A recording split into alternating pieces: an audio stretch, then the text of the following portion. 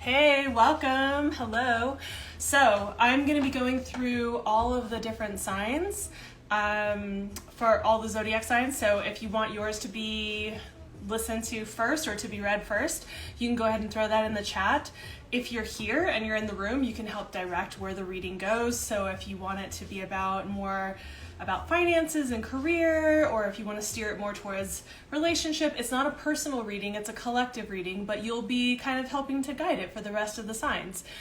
So if you're somebody that has, like if you're a Gemini or whatever you are, you can kind of help direct it for the rest of the Geminis. Also, if there is a particular sign that you want to know about, there's that. You can also check that out. Capricorn, we're starting with Capricorn. Awesome.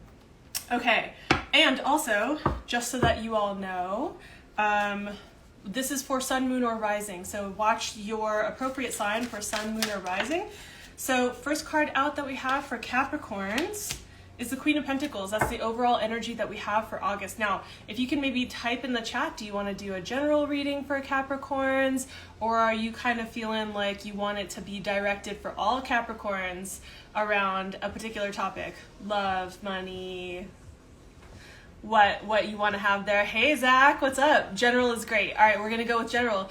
Hey, Zach, so thanks for joining. We're on Capricorn is our first sign. In fact, I will do this more completely after we're done with Capricorn, but I need to make a list to make sure that I don't miss anybody while we're on here. So, all right, y'all, we're starting with Capricorn. The first card out that we actually have is the Queen of Pentacles. Queen of Pentacles is definitely some really grounding energy. I'm really loving this for you. So if you're not really familiar with the Queen of Pentacles, this is definitely the kind of energy where it's like nourishing yourself, being really caring about your needs, your like your food, your drink, your environment, what's happening for you on those levels. Really making sure that that's being nourished. The fact that it's right side up, it's not reversed, is also kind of just indicating to me that you are in a space where for the month of August, this is a big focus. Now, also we're looking at Pentacles. Pentacles have to do with the earth, right? Meaning the world of the tangible, what we actually have in our physical environment, where we physically live, and also our finances. So this could also be about like really grounding into your finances, really making sure that that stays grounded in a grounded space. I would say watch your finances and your spending over the course of August. It seems like you're stabilizing, really paying attention to like what are you spending for your self-care? What are you spending like maybe on herbs or the quality of food, or getting to get some time out with your friends or something like that, right? Like how are you spending that money? Making sure that you're watching your budget as well, because we want to stay like grounded and stabilized in this, right? Okay, so that's what we've got for the first card out. That's the overall general information. So those of you that are here, welcome. I just want to say really quickly, we're doing Capricorn first, but we're doing all signs for the month of August. We're doing the readings. So sun, moon, or rising Capricorns, if you are watching for yourself or someone that you know. So we're going to do a general reading. I would like to get a sense of like, what are some gifts that are coming in? I'm just feeling called to take a look at gifts. And after that, I'd like to see just like, ooh, we're almost there, like gifts. And then I think I want to look at challenges, right? And then get some spiritual advice. So gifts, looks like you're moving away from some toxic energy, maybe some sorrow, something that is like grief of some kind, maybe something that was disappointing. And then the benefit that we have here is you're watching things come to fruition. You've been putting energy and attention into building certain things, putting your time, energy, and attention into that.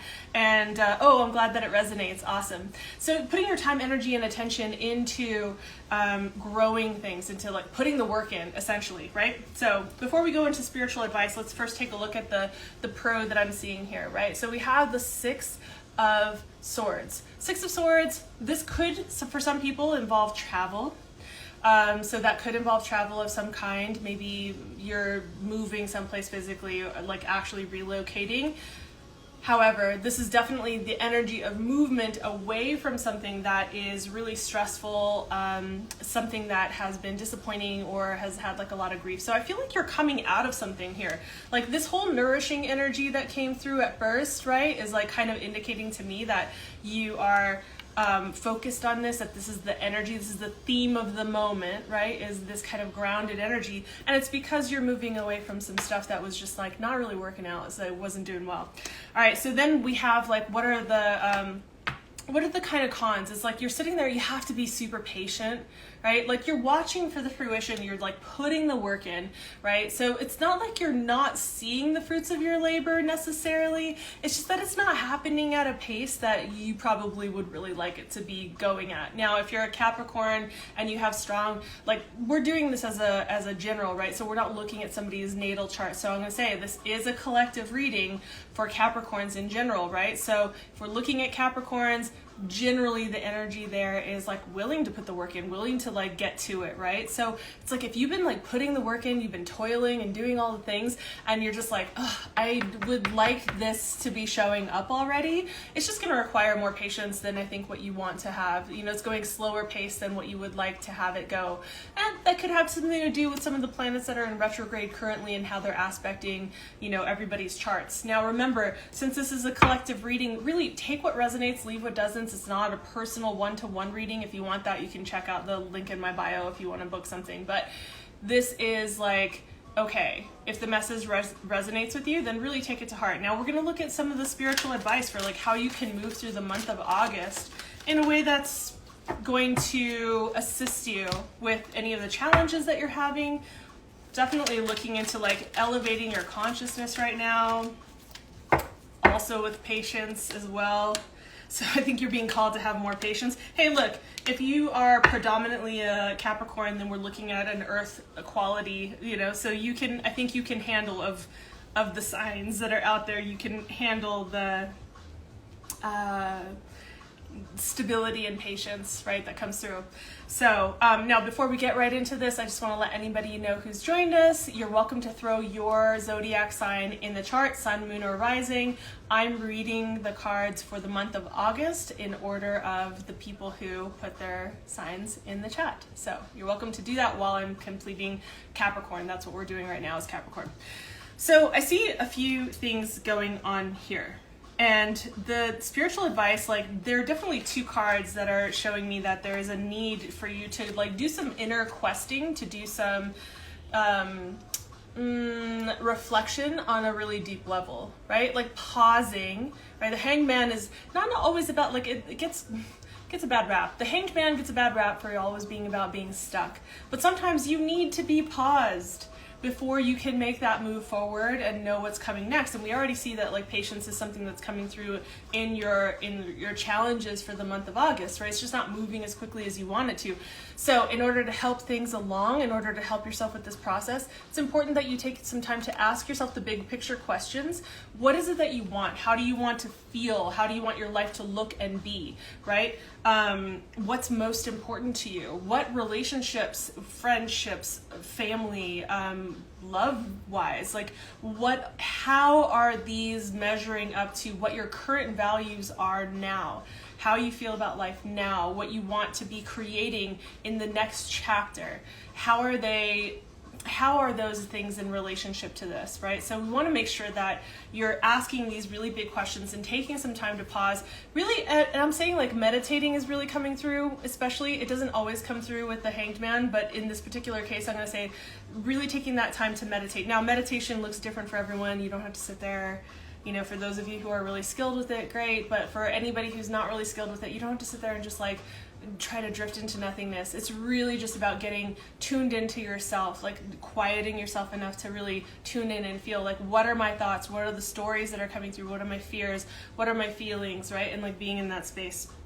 Now, I also see a couple of other really great cards that are coming through. I think you need to explore some of your passions, Capricorn. So Capricorn, I think that you're needing to expand on and really like feel that spark of life again, whether that is flirtatious energy, whether that is like the spark for your career, for your path, for education, for life in general, like whatever it is, you're getting the message that this is something that you need to be experiencing right now, is like tuning back into that. Go adventure, like take the steps to actually move forward and like make those moves, right? This is not about like you kind of like deciding which path to go on like it is in the Two of Wands right before this. This is you already deciding to be like, okay, I'm gonna go ahead and I'm gonna move forward in this direction. I'm gonna take steps. And here's the thing, you take steps in a certain direction, it's the only way that you're gonna find out whether that path is for you or not, right? So you're gonna move forward in a certain direction, or you're not.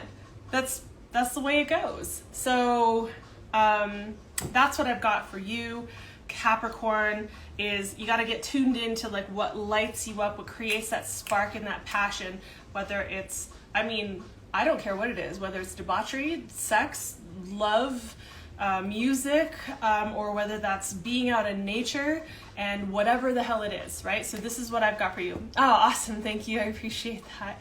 Thank you for the appreciation. So you guys, here's what we're doing. We're doing sun, moon, and rising collective readings for the month of August for all of the zodiac signs. That's what I'm doing here today. So if you want me to read your sun, moon, or rising sign next, then feel free to put that in the chat and I will read them in the order that we're going through. The other thing I will say is that I found it really helpful to let people know that if we're reading your sun sign, this could be, if you're listening to your sun sign reading, this could be about more like from the frame of what do you need to be moving out into life with, like how do you need to be identifying, like how do you need to be in like kind of more in that active state, right, in the month of August. And if you're looking at or listening to your moon sign, you could be listening to your moon sign as like, okay, what do I need to know about my emotional world, what's happening for me emotionally, right? And your rising sign, I feel like that's a more personalized view, like that's kind of like what's steering the ship essentially. So if you want to listen to all three, you can listen to all three, or if you want to listen to one about someone that you know, you can listen to one about somebody that you know. It's up to you. And if you guys can excuse me for 1 second, if you're here in the room, please throw your zodiac sign into the chat. I'm reading them in order of whoever throws them out first. Otherwise, I'll just start running through them in order until I get the next sign. So I'm just gonna grab my notepad because I forgot to grab that and I want to make sure Cancer, we're doing Cancer next. Okay, I'm just gonna grab my notepad really quickly because I wanna make sure that I don't forget anyone, and I can do that. So I will be right back. Okay. All right, you guys, thank you for putting up with that. I just realized I'm like, I really don't want to forget anybody. So we have done Capricorn. All right, I'm gonna put this off to the side here. And next we are doing Cancer. So, all right, Cancer, and then Virgo. All right, let's do that. I'm gonna put this in an order of a Q. So we'll do Cancer, and then Virgo. Here we are. Virgo. Okay. All right, so Cancer. You're welcome to let me know, so it doesn't have to be a general reading. We can go off of what you want to direct it towards. So essentially, for all of the Cancers, you are letting us know what we're reading about for the Cancers. So we could be reading about love, finances, career, or do a general reading. So if you don't have a preference, I know there's a delay in the chat, so I'll give you a second to let me know. But you can direct the readings for all Cancers everywhere. And I almost forgot I wanted to bring this deck out. I love this deck, by the way, you guys. If you've never seen this deck, it's such a sexy deck. Some aggressive bush in there, I'll tell you that, but I love it still. General, okay, let's do general. So, which deck do I want to use? I'm gonna start with this deck, but I feel like we're gonna move across like a couple different decks for Cancer. So in tropical, we just came out of the Cancer season, right? We had this new moon yesterday and we just moved in to Leo. Okay, so I bet I feel like there's always something with the changeover from sign to sign when we're looking at tropical. I feel like there's a little bit of a transitional period where it's like that's the kind of feeling that I get for that. So let's take a look at the overall energy for Cancer. I'm feeling this card here really strongly. So we're starting out with the Page of Swords. So overall energy for the month of August for you, Cancer, is going to be around, I would say, there's some investigating. There is some research. There might be some learning, but there is definitely some Googling and some research going on with regard to like whatever it is, whether it's school or a person or resources or a job or whatever it is. That's the energy that we're feeling. It's like this exploratory thing. Also, with the Page of Swords, we get this energy of getting to a higher vantage point for when we're thinking about things, right? So the Page of Swords typically is shown on this mountain and kind of like overlooking this vast area and kind of just like the sword off to the side and kind of side-eyeing like the scene. And I feel like what that's really about is just needing to get some space from, maybe it could be from people, but getting some space, like getting a greater perspective, taking a step back. Maybe that's part of what this research is about for you. Maybe that's part of what you're investigating and looking into. Maybe that's part of the messages that are going to be coming through in the month of August as well. But it's about really stepping back and like coming to a higher vantage point and really surveying the scope of your life. Now, maybe there's a predominant part of your life that's really coming through. So it could be like love or relationships, love or, a career or a move or like something, some project or something that's going on in your life, right? So take this as it applies, but whatever feels like it's most on deck and most prominent for the month of August, that's where you're actually going to be putting some energy and attention into not just research, but needing to really take a step back and like get the big bird's eye perspective, if that makes sense, right? So that's what we've got going on for the overall energy for you, Cancer. Now, Cancer, I've been trying to feel which deck, feeling two different decks. So let's take a look, since we're doing in general, let's take a look at some of like what are the gifts that are going to be coming through in the month of August for you, Cancer. Gonna feel that one right there. Okay, I feel like you're coming out of a period of, now please take this and understand that I'm not calling you a victim, but coming out of like a period of feeling like there's lack or victimhood, like coming out of like a period that felt kind of down, a little bit depressive, being a water sign, like you guys ebb and flow with what's happening, and I'm feeling like you're coming out of a space where it wasn't feeling necessarily the brightest, but you're coming out of it, and that's the gift that is showing up, that's present there. The part of it that is the con, right? So, okay, sorry, I was just checking. I saw the hearts. Thank you, guys. So the part that is the con is like, okay, when we have the Fool in a challenge position, the Fool in a challenge position is like, you need to watch yourself and make sure that you're not being foolish. I feel like that's why you have this card coming through about doing your research and really taking a step back and getting some perspective here. So, what I was saying was that when you are, when you're having the Fool in a position where it's a challenge, I think what's happening here is like you're being pointed to like, you need to take a step back. You need to make sure that you look before you leap, right? Normally when the Fool is in a position that is a really beautiful position, like it's a good position, it's about optimism. You're about to go on this like it's a new cycle of a new adventure, a new hero's journey. There's a lot of optimism that is present in this space, right? So this is a really beautiful card for that. When it's not in a good position, this is about like, you're not looking before you leap. You're tripping over everything. You're tripping. And this is about being overly optimistic, or taking risks that are not calculated risks that are actually like going to be detrimental to your experience. So you want to make sure that you're actually taking the time to question what your choices are. If you're making big picture choices in the month of August, pause before you make those decisions. Take a moment, because you're coming out of some stuff and you don't want to like, you know, you're coming out of this kind of energy. You don't want to like put yourself back into that kind of energy, right? So you want to do the research, take the time to take a step back, get a big picture view. Now, I also want to find out like, what do your guides have to say? Sorry, I'm just going to check this really quickly. Okay, so want to check out like, what do your guides have to say? What's some advice that you're getting to move through the month of August, right? So you're experiencing like, clearly you're going on some kind of, you're going in a new direction, or there are going to be certain opportunities that present themselves, and you need to be able to really examine what those are more closely. Hey, honey. Hi. I'm so glad to see you here, Crystal.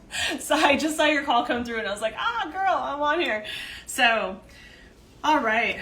And we have with that, well, this is really interesting because we just had this show up in the other reading right before this for Capricorns, right? So, by the way, for anybody who's in the room, we are currently on Cancer, and we are doing Virgos next. So, my dear who just joined, you might be interested in that. So, we have the Six of Swords, right? Six of Swords. I'm showing like for this that if you're getting in any of your opportunities, now this is a general reading, right? So if any of the opportunities that are showing up for you, Cancer, in the month of August, if any of those that are showing up are about moving or traveling, going to a different location because of meeting up or for a conference or whatever it is, I'm going to say you want to really consider definitely going, right? Like really, really put your, like if you can go.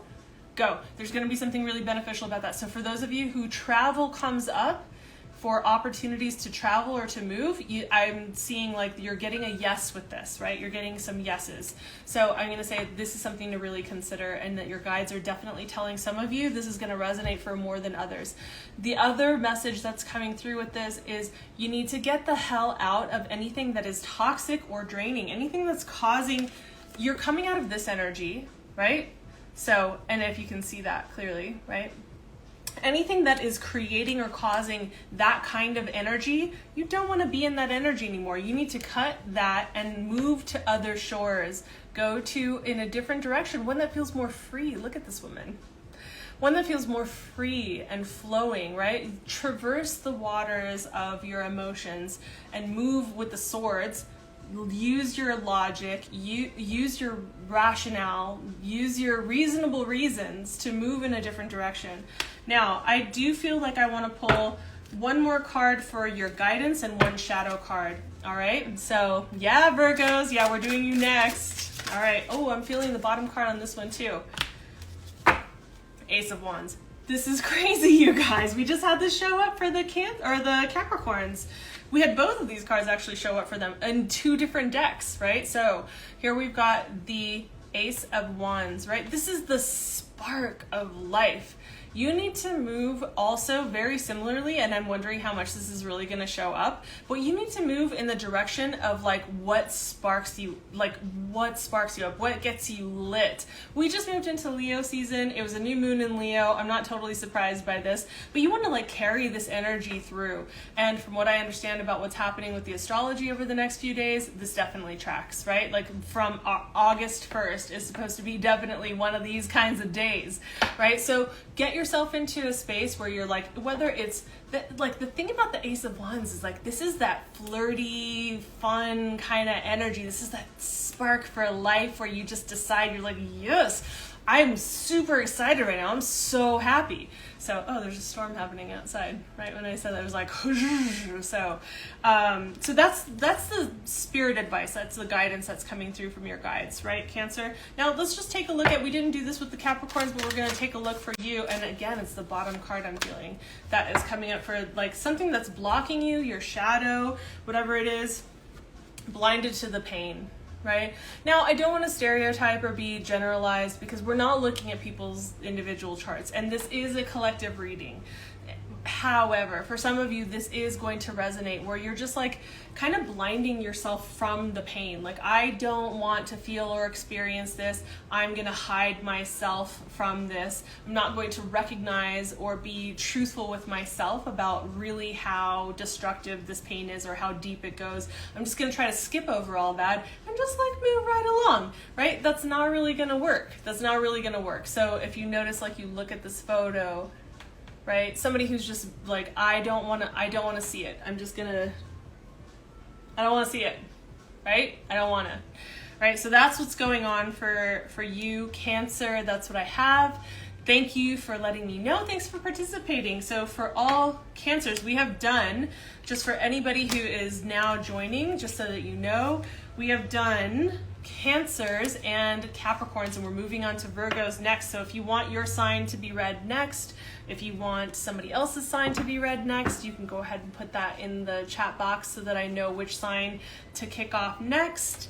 And I'm just gonna make sure that I put an X through each of the ones that I'm doing so that I do not repeat them. So we are now going to Virgo. All right, Virgo. So my dear, who is in the room, you are welcome to help direct what Virgos are going to have a general reading about for the month of August, or are they going to get a reading about love or about career or about finances? So you're welcome to put that in the chat if you would like. And in the meantime, while I'm waiting, because I know there's a little bit of a delay. Oh, let's do love. Let's do love. For anybody else who's in the room, you're welcome to, you don't have to put your sun sign. You can put your moon sign, your rising sign, right? So sun, moon, or rising. And you can also put in the sign of somebody that you care about, like maybe your mom or your dad or your sibling or your best friend or whoever, right? So we can do it for them too. All right, Virgos, let's get into it. So, which deck am I feeling? Did you guys hear that? Did you guys hear that crack? Virgo rising. Awesome. Sweet. Yeah, Virgo rising. So we're doing Virgos. Cool. So, by the way, the other Virgo in the room, my dear, is a friend of mine, and she's a Virgo sun. You guys heard that? That was awesome. And I was looking at this deck, so I'm going to use this deck. All right, you guys. So let's get into it. So we're looking at what is the overall vibe? Like, what's the energy that's really coming through for my Virgos for the month of August? Not quite. Okay, yeah. I'm feeling another card, though. It was almost there. Like, it's another, this one here. Okay. So this is what we're starting with. Interesting. So we have the Two of Swords and we have the Temperance card, right? So let me show them to you. This is such a cool deck, you guys. I love it. There are these really old photographs of women from like the sometimes 1800s, but all the way through like the 30s-ish, like early 20s, late 20s, I think.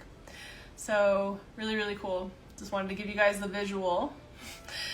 So I'm just seeing that in the month of August, there is this like need to balance, right?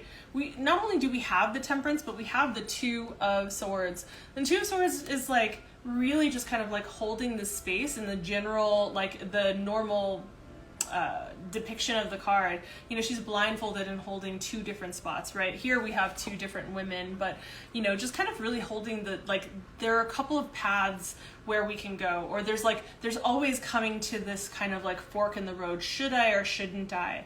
Should I or shouldn't I? Should I or shouldn't I? Right? And coming to these places and really holding the space of the center and being balanced, right? Especially when we have the Temperance card that's coming through. Temperance card is all about that like alchemization and really blending energies in a harmonious fashion. So it's like you keep coming to these points where it's like, is this going to be harmonious? Is this going to be blended well together? Is this going to like be we're talking about love, so is this going to be the kind of love that is going to alchemize my heart and their heart and turn into like, right, we're taking, when we do alchemy, we're taking something that is one kind of substance, totally parsing it apart and going through an entire process to bring it out to the other side where it is now this other thing, right? It's this other substance, right? And that's meant to be like more valuable, more potent, right? So is the love that you're considering, are the people that you're considering these people that are actually these that are going to alchemize your heart, that are going to be the kind of relationship that's going to take you into this higher frequency, to this more valuable kind of substance than what you had before. And continually coming to a place where you're weighing them out. Oh, I see there's a yep. Yeah, okay. So yeah, like weighing them out, or being in this space of like hitting a decision point where it's between these two, right? So here's what we have going on in the general sense for love. I'm trying to figure out like which are the other decks that I'm feeling really called to use this particular deck. Okay. So we're going to go with this deck. Now, I would like to get a sense of, is there someone in particular? Whoa. Okay. I'm just gonna say, you guys, this never has ever happened to me. I have a card from a totally different deck when I was laying out my cards, which I have in 2 rows here beside me, that is mixed into this deck somehow. That's crazy. We're pulling that one for sure. Didn't we just... Okay, that's strange. We have the Ace of Wands. You need to feel... Your loins need to be on fire. You need to be turned the fuck on. This is not like there hasn't been enough of the kind of quality of person that is what you're wanting in your life. This is like, they need to light you the fuck up. They need to make you want to be flirty and fun and in your like giddiness, right? Like, this is what it's about. It needs to be this. It cannot be anything else, right? It cannot. Like, whoa. This monsoon storm outside my window, you guys, is like, it is like the trees are doing this. It's crazy. It's beautiful. So that's a strong message that's coming through. You need to feel flirtatious. You need to feel engaged. You need to feel, if you are a male, you need to feel like your piece is very erect and engaged. And if you are a female, you need to feel like some like waterfall water pipes, right? And if you're non-binary, whatever it is that resonates with you, but you need to feel aroused. You need to feel that fire that needs to be there. And I'm seeing all the fire emojis that are showing up. All right, you guys. So let's find out. Let's dig a little bit deeper. I want to know if there's a prominent person that's showing up in the month of August. What can we actually learn about this particular person, right? So if you already have someone that you're dealing with, please think of only one person. I know that's difficult to do, but you want to think about one person. Yeah, I know. It's like wet outside, wet on all levels. Hey, this is, you guys are getting tarot readings with me, so you gotta know you're gonna hear about sexy sex time stuff. So think of one person. Okay, so we have the Queen of Pentacles that's showing up. So this particular person, the one that we're considering, like they have, so there is this nourishing, grounding, kind of nurturing. Whoa!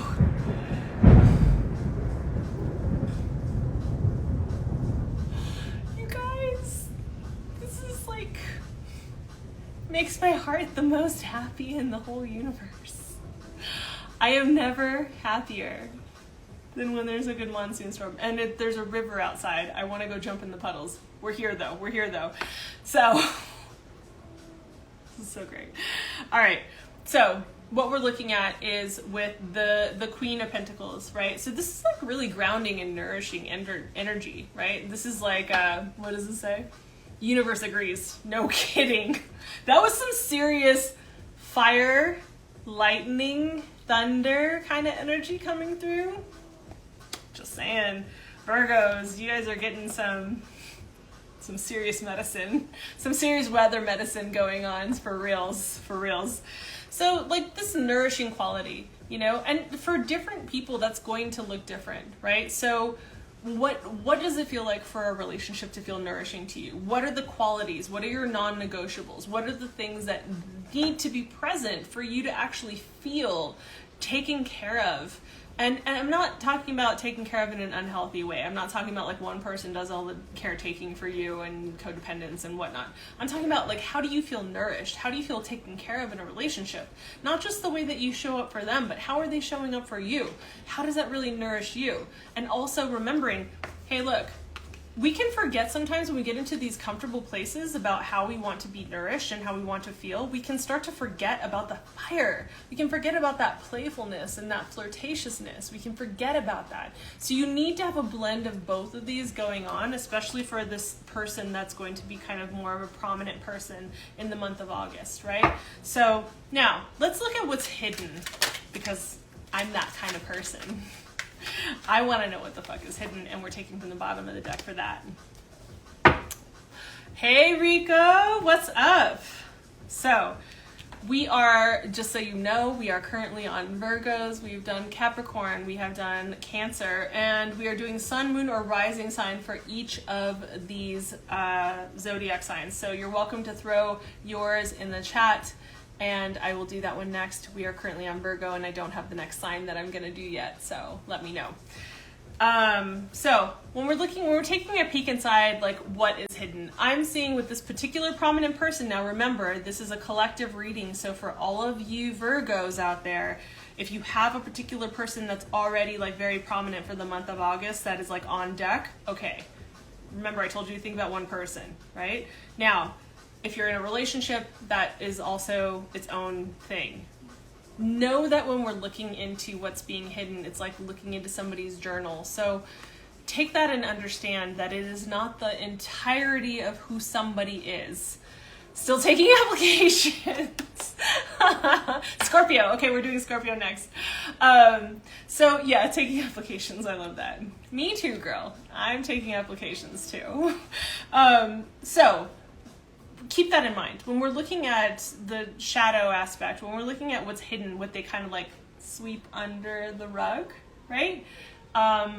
Know that that's only one facet of a human being, right? There's so much more to it, but it's just to give you a sense of what you can prepare for, how you can understand this person more deeply in your connection, right?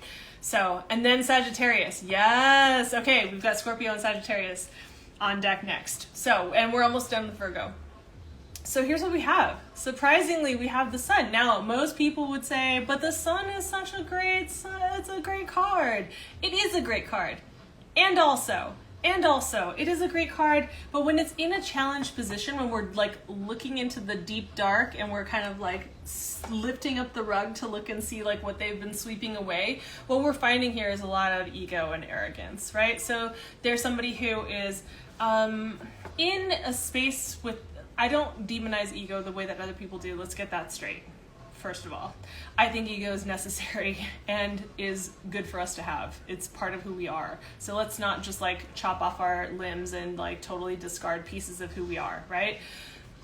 So, but there is an out of balance with it. So there's an out of balance with this particular person, and like, you know, this can be somebody also just like believing in like their ability to do things that are beyond what they actually can do, and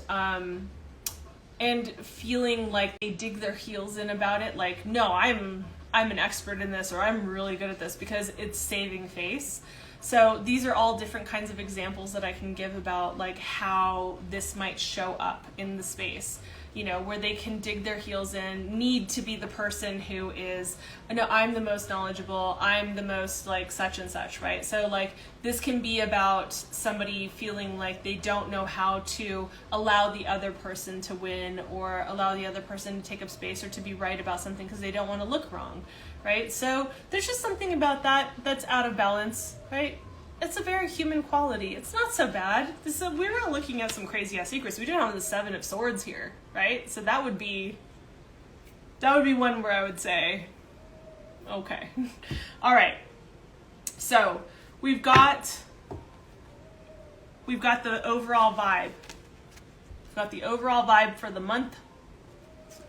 We've got some very interesting balance that needs to happen here about what's nourishing and what lights you the fuck up, okay? And we've got the shadow aspect of what they are dealing with so that you can better understand them, right? So if you can navigate around or with this, right? And you can decide for yourself whether it's something that you really want to deal with or not, right? Now, I'm also feeling like I want to just get a little bit of advice from your guides. So for Virgos, that flew out. Queen of Swords. All right, you need to speak your piece in the month of August with this particular person, since we're doing a love reading, and if they are somebody who is kind of very much like has this space about them, you need to actually be about like really standing for yourself, for your values, for what you want, and don't hold back. Like you need to be direct about your communication. Cut the cords when they need to be cut and cut them quickly as they need to be cut, right? And if they don't need to be cut, that's cool, but you need to have truthful, direct, integrous conversations and communication with this person, right? So really being clear about what it is that you want, about how it is you want it to go, and not being stubborn yourself, right? Like this is just about you being expressive, you being able to stand in your truth, like stand in what's so for you. That's what this is actually about, right? You notice that like the Queen of Swords, and it might be a little bit hard to tell from the photo, like here, like I don't know if I can like, maybe. Yeah, I don't think it's gonna show up, but she has this cord that's been cut from around her wrist, right? So she's not afraid to fucking let shit go. That's why she's sometimes called Queen Bitch, because she's just like, I'm gonna fucking tell you like it is, like this is what it is, right? So if you are just developing a connection, if you're in a serious relationship, whatever it is, there's something there that needs to be expressed, say it. Like, don't be a dick about it. Say it in a way that is expressing to the best that you can. I mean, this is my personal belief, right? I would like to impart this to anybody who is listening, right? Is just, I think we're much better served in our connections with people when we communicate in a way that is compassionate and honest, right? We don't have to cut people down with our sword, but we can be wielding our truth with precision when we're talking to somebody. So I think it's important to be in integrity and to communicate what needs to be communicated, but don't go overboard. Don't use your words to cut. So, and you know, being as precise as a Virgo can be, let's just say that there is the ability to be that. So I think if you watch yourself, you'll be fine, you know. So you guys, I'm really digging this purple hair right now. So that's what we've got for you, Virgo. All right, Virgo, that's what we've got. We are now moving on to, now Scorpio and then Sagittarius. All right, so let's just make sure that we do this so that I don't get confused. I want to make sure that I'm not redoing anybody. All right, my pen it's running out of ink. Okay, good. So we have Libra here. All right, good. All right, perfect. So, Scorpios, for the Scorpio that called it out in the room, Scorpio, please let me know, do you, this is a general reading for Sun, Moon, or Rising Scorpios, and I would like to know, do you want me to do a reading for all Scorpios, right? This is for all Scorpios. You get to direct the reading. Is this going to be about love? Is this going to be about finances? Is this going to be about career? What is this actually going to be about? So I'll give you a second to like let me know while I take a sip of my drink here. Oh, I know caffeine this late is not the greatest, you guys, but it is Friday, so whatever. All right, so if there's no consensus about like what to do the reading on for Scorpios, I'm just gonna start pulling cards. Let's do finances. Perfect. All right, I'm feeling this particular deck, so we're gonna get into finances. All right. Finances. What is going on in the world of finances for my Scorpios that are out here? Such a hard deck to... I love this deck, but it is so long. It is so long. All right, so the overall vibe for the month of August for my Scorpios. Very interesting. All right. Okay, that's what's coming through. That's clear. Very interesting. So, all right, so here's what we're going to take a look at right here. Now, hopefully you can see these cards all right. I know there's a little bit of a glare. Wow, the sun just came out after that huge storm, you guys. I love that. I love monsoon season here where I'm living. I didn't grow up with seasons, so where I live right now is like, I get to have seasons. All right, so check it out. So we have the Seven of Cups and we have the Page of Swords. So I feel that there are some investments or some places that you're going to be questioning where you want to put your finances and your money, where you're going to want to invest your time into certain projects even, and not necessarily feeling like throughout the month of August, feeling like there's some questions about where you actually invest this and to what degree you're going to invest this, right? So Scorpio, like the water energy is very similar. It's like very much a fluid part of like who you are and going to the depths and like really getting in there, not being afraid to like face the fears and what's there, but like really you're in a place in a position where you're trying to like figure out, do I go this particular project, this dream, this, where am I putting my actual energy or my money, my attention for what's going to be an investment of my time and energy to create money, right? There's something about this that's coming through. And the reason I say that there's going to need to be some research is because we have the Page of Swords coming through. Page of Swords is definitely about getting that clarity, but doing it through some research. So this is where you need to like get onto Google, or where you need to like, if you're working with collaborating with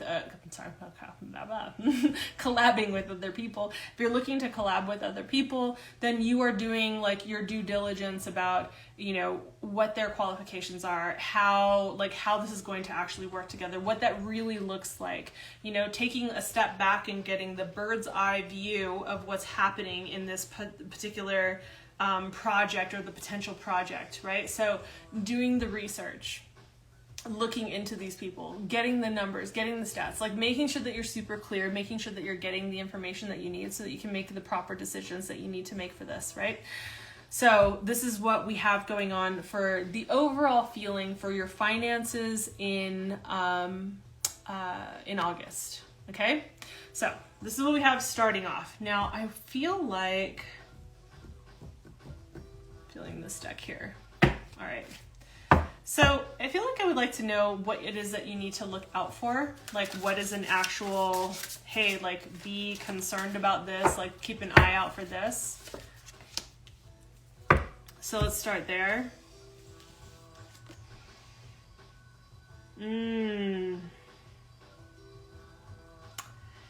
So we have the charlatan showing up. I think this is like even more pointing to exactly what we are, what we're talking about, is that you need to really be investigating who it is that you're choosing to work with. Like, are they doing the work that they say they're going to do? Like, are they, like, because we're talking about things that affect your finances, right? Like, are these people doing what they say they're going to do? Are they being as effective as what you need them to be? Do you have the opportunity to be? Are there things that are blocking you from being able to be as effective as you need to be? What is it that's like there, that is present, that is actually getting in the way of this, right? So let's take a look at what's actually coming through for, I'm getting a different thing than I've gotten for the other signs so far. Yeah. Yeah. So what I'm feeling for in terms of finances, like to look at next, is really just like not about the gifts like it was for others. It's more like, what's the word I'm looking for?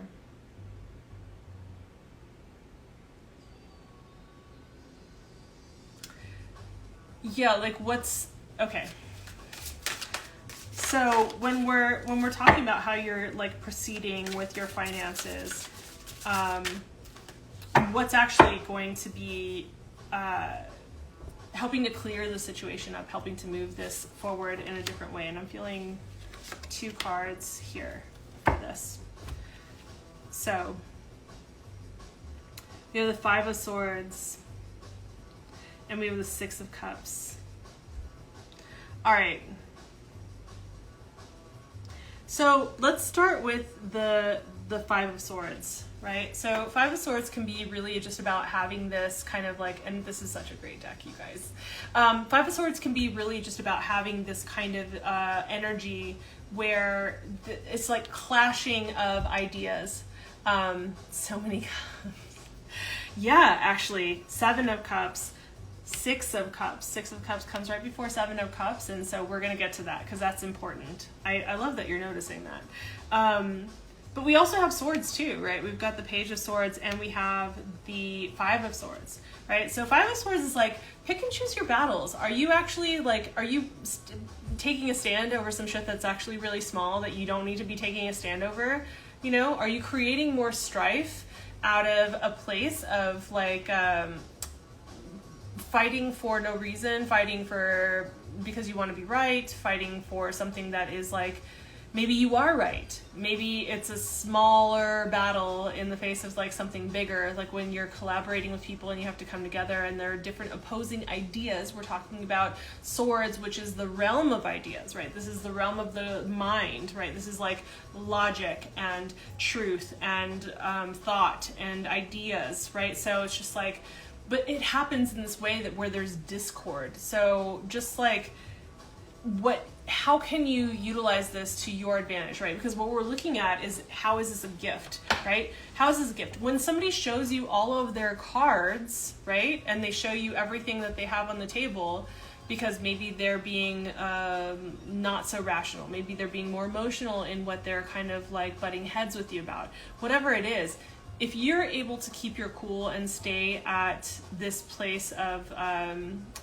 being reasonable and logical, like being able to hold a space that's balanced and not also digging your heels in and going head to head with somebody and being in this contentious space, then you can actually be in a place where there's an advantage for you because you can see the whole game as it's playing out in a more strategic way. So I'm not talking about being manipulative. I want to make that clear. What I am talking about is noticing what's happening and like jujitsu, using the power of your opponent against them, but like really being able to roll with it, I think is more what I'm trying to say. Okay, so, and swords, yeah, exactly. And so then we come to the 6 of Cups, right? 6 of Cups is definitely about this kind of nostalgia. There's this youthfulness. There's something that's coming in. Now, I don't know if your finances are connected to somebody that you've known for quite some time, and there is this kind of nostalgic quality to the connection itself, or if there's some aspect of your youth or your youthfulness that is going to come in and be a part of the solution to whatever speed bumps you run into in the course of the month. The reason I'm saying that like there are speed bumps in general is like, all right, you're clearly needing to check things out and do some research, right? Like there's something that you need to put your energy or actual finances into that's going to need some more investigation. You definitely need to be paying attention to what people are up to that you're involved with. Whoever's involved in your finances, and this could not necessarily be a work partnership, right? This could be a partner, right? This could be somebody who is like, you're with this person and your finances are tied in some way, you know, and making sure like, is everything above board? What's actually happening here, right? And then just noticing that there's probably going to be like some words are going to be exchanged, like something's going to happen where there's a clash, And as long as you can kind of like watch it from a more like this kind of Page of Swords, like bird's eye view vantage point, then you have this different kind of perspective where you can come to it in a different way and actually work with it. But I think there's like some part of the solution, I don't know why, like they're indicating, your guides are indicating something around either the way you were in the past, something nostalgic about the connection, something useful about it, right? So this is a general reading, so it's a little bit hard to, again, like we can't make it so for all Scorpios everywhere. So if this is resonating with you, it is your message, and you're probably going to know what I'm referring to if that's the case. Now, I feel like I just want to get a little bit of extra guidance for you, and so let's take a look at what I'm feeling. This card, and I'm feeling this card. Nice. All right, so for some of you, this actually is tied to finances and a romantic relationship. For some of you, because we have we have two great cards, right? But we have the Two of Cups. More cups. We have the Two of Cups and we have the Ten of Pentacles, right? Two of Cups is that soulmate kind of energy, right? It's this like really connected. A lot of people think like, oh, love, relationship kind of stuff is like really just about the Lover's card. It's not. Actually, it's the Two of Cups.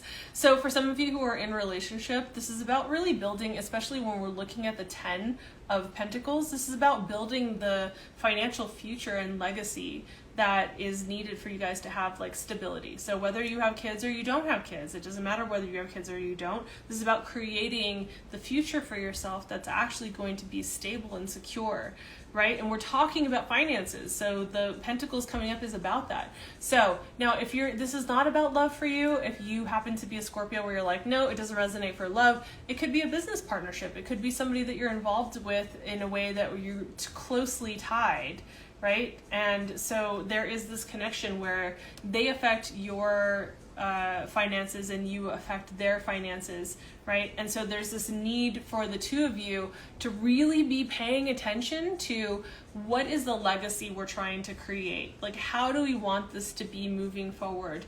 What do we want it to look and feel like? What's going to create the most stability for ourselves in the future coming up, right? So this is like what you want to really be looking at. This is what I see that your guides are actually talking about. So I don't feel like I'm called to pull a card from the shadow deck. I'm not feeling that for like every sign like I have in the past couple of months. So not really feeling that. Okay, sorry. There you go. So that's what I've got for Scorpio. We are moving on to Sagittarius next. So I hope that was helpful. And just know, let's see. Sorry, I'm gonna move that out of the way. For anybody who is here in the room, you are welcome to throw you're welcome to throw your sun, moon, or rising sign into the chat, and I will read that next. Or you are totally free to put in, I don't know, your loved ones, like your family, friends, or a lover, or whatever, somebody else's sign, and I will read that next. I'm just going in order of whoever is next. So, all right, so we have done Scorpio, and now we are on to Sagittarius. So, and then Gemini. Yes, okay. Oh, Rico. You're like, I'll be suspicious of new people. I don't think it's necessarily about being suspicious, more that you do your research, right? Like, make sure that you're doing your due diligence and making sure that they are who they say they are, that they have results that they say that they can provide, that they, like checking them out. Do your due diligence, check them out, and make sure that you're thorough about it so that you know that they can be a contribution to what you're doing in regards to your finances, right? So we want to make sure that it's a contribution. All right, so we're moving on to Sagittarius, and then we are doing Gemini. As my girl just threw out, we're doing Gemini next. Gemini risings, what's up? All right, so for Sagittarius, I don't know who actually called out Sagittarius. But if you called out Sagittarius, I will give you a second too, because I know there's a delay in the chat. You're welcome to let me know if you want it to be, like, you can, this is not a personal reading, let's be clear. This is a general reading for all Sages, sun, moon, or rising, right? All Sag, sun, moon, or rising. This is your reading. So do we want to direct this around love, career, finances? Just a general reading for the month of August? Let me know. Whoever called it out. I'm actually going to try to see in the chat. Let's see. You guys, I'm so glad that I'm wearing something that is not like giving the full frontals the way that I did the last one. Okay. 111 Evelino. I don't know if you're still here, but if you are, let's see. Yes, you are. Okay, cool. So you're welcome to direct it to be general. Okay, cool. Yeah. So we're going to do general. All right. Saggy. I love my Saggies. So, let's get into it. Sagittarius, what is the general overall energy that is coming up for the month of August? So, overall energy that's coming up for the month of August for my Sages. Oh, these are hard to do today. This particular deck has been giving me troubles over the last couple of days. Let's just say, guys, that I don't normally have my decks resist me a little bit, so we're gonna like clear this a little bit more because I like a good clean reading. If any of you are out there who are Sagittarius, or if you're watching for a Sag that you know, try and clear your energy. Let's not have anything really interfere with the reading. Not that I'm saying it's you at all. It could be me. Who knows? But I feel like that's clear now. All right, let's do it. So, Sagittarius. What do we have coming up for Sagittarius in the month of August? All right, Sag. Let's have some real talk, Sag. Let's have some real talk, Sag. So, oh, I love that. It's like you can see my brown hair when I do that. Let's have some real talk, Sag. Knight of Wands. Okay. If this is a general reading, so being that it's a general reading, it could apply to more things. But for those of you who are single Sages or even in relationship Sages that are watching this and hoping to get some information about oh, you're a Sag. I'm a Sag too. Who are hoping to get the information, right, about a relationship or dating or anything like that. Let's just say, Sag, don't be a fuckboy. Don't be a fly-by-night, I'm here today, gone tomorrow person. And if you are going to be in that energy, be integrous about it. Be somebody who is conscious of the impact of your energy and where you leave people. So for those of you Sages, now this is a general reading, so it's not going to apply to all Sages, right? So for those of you Sages who are in a relationship or single, or relationships or single, right? Let's be cautious, okay, with our energy. Sages, we're like the catch me if you can, very gregarious, optimistic, fun-loving, happy kind of people, right? We tend to have the energy that comes in our direction, but we like to like have fun ourselves and play with a little bit of fire, being like the fire that we are, right? So depending on how strong your Jupiter and your Sagittarian stuff is in your natal chart, this could be very on point for you, but for some of you, like, it's a generalization, right? But we are doing a general collective reading. So let's just talk real talk. Don't be a fuckboy, okay? No fuckboys. Don't be that. Don't be that energy, okay? I do feel like now for a couple of you, it feels like, because I don't have a ton of people that are following me at this point right now. I feel like it's like 2 or 3 people right now that it's really going to resonate, that there's actually somebody coming through that has this energy that you need to yourself be concerned about so that you don't get burned, okay? Oh boy is right. Oh boy is right. So let's get into it. Let's take a look at what's happening in general, right? What are some of the gifts that are coming through for my Sag peeps in the month of August. And I'm feeling this card here. This is great. So I do feel like there's some new prospects, like some new energy that's coming through. Now, if this is about love and it happens to apply, great. It doesn't necessarily have to, but I'm getting like some serious like love vibes that are going on here. We have the Ace of Cups that's showing up, right? This can also be about like some healing on an emotional level and a renewal of energy that's coming through, right? Like hope springs eternal and coming into a place of like clarity and clean kind of energy that's really moving through us, right? So really wanting to be aware, like this could be a new love interest, yes, but this also could be like a new project or something new that like hope springs and hope comes alive. It comes to the surface. It feels like it's nourishing and nurturing and healing in some kind of way that is really important and that feels really important to you. So like really get a vibe on this, right? If you can. Really get a vibe on this, right? This is like the gifts that are coming through for you in the month of August, right? These are the gifts.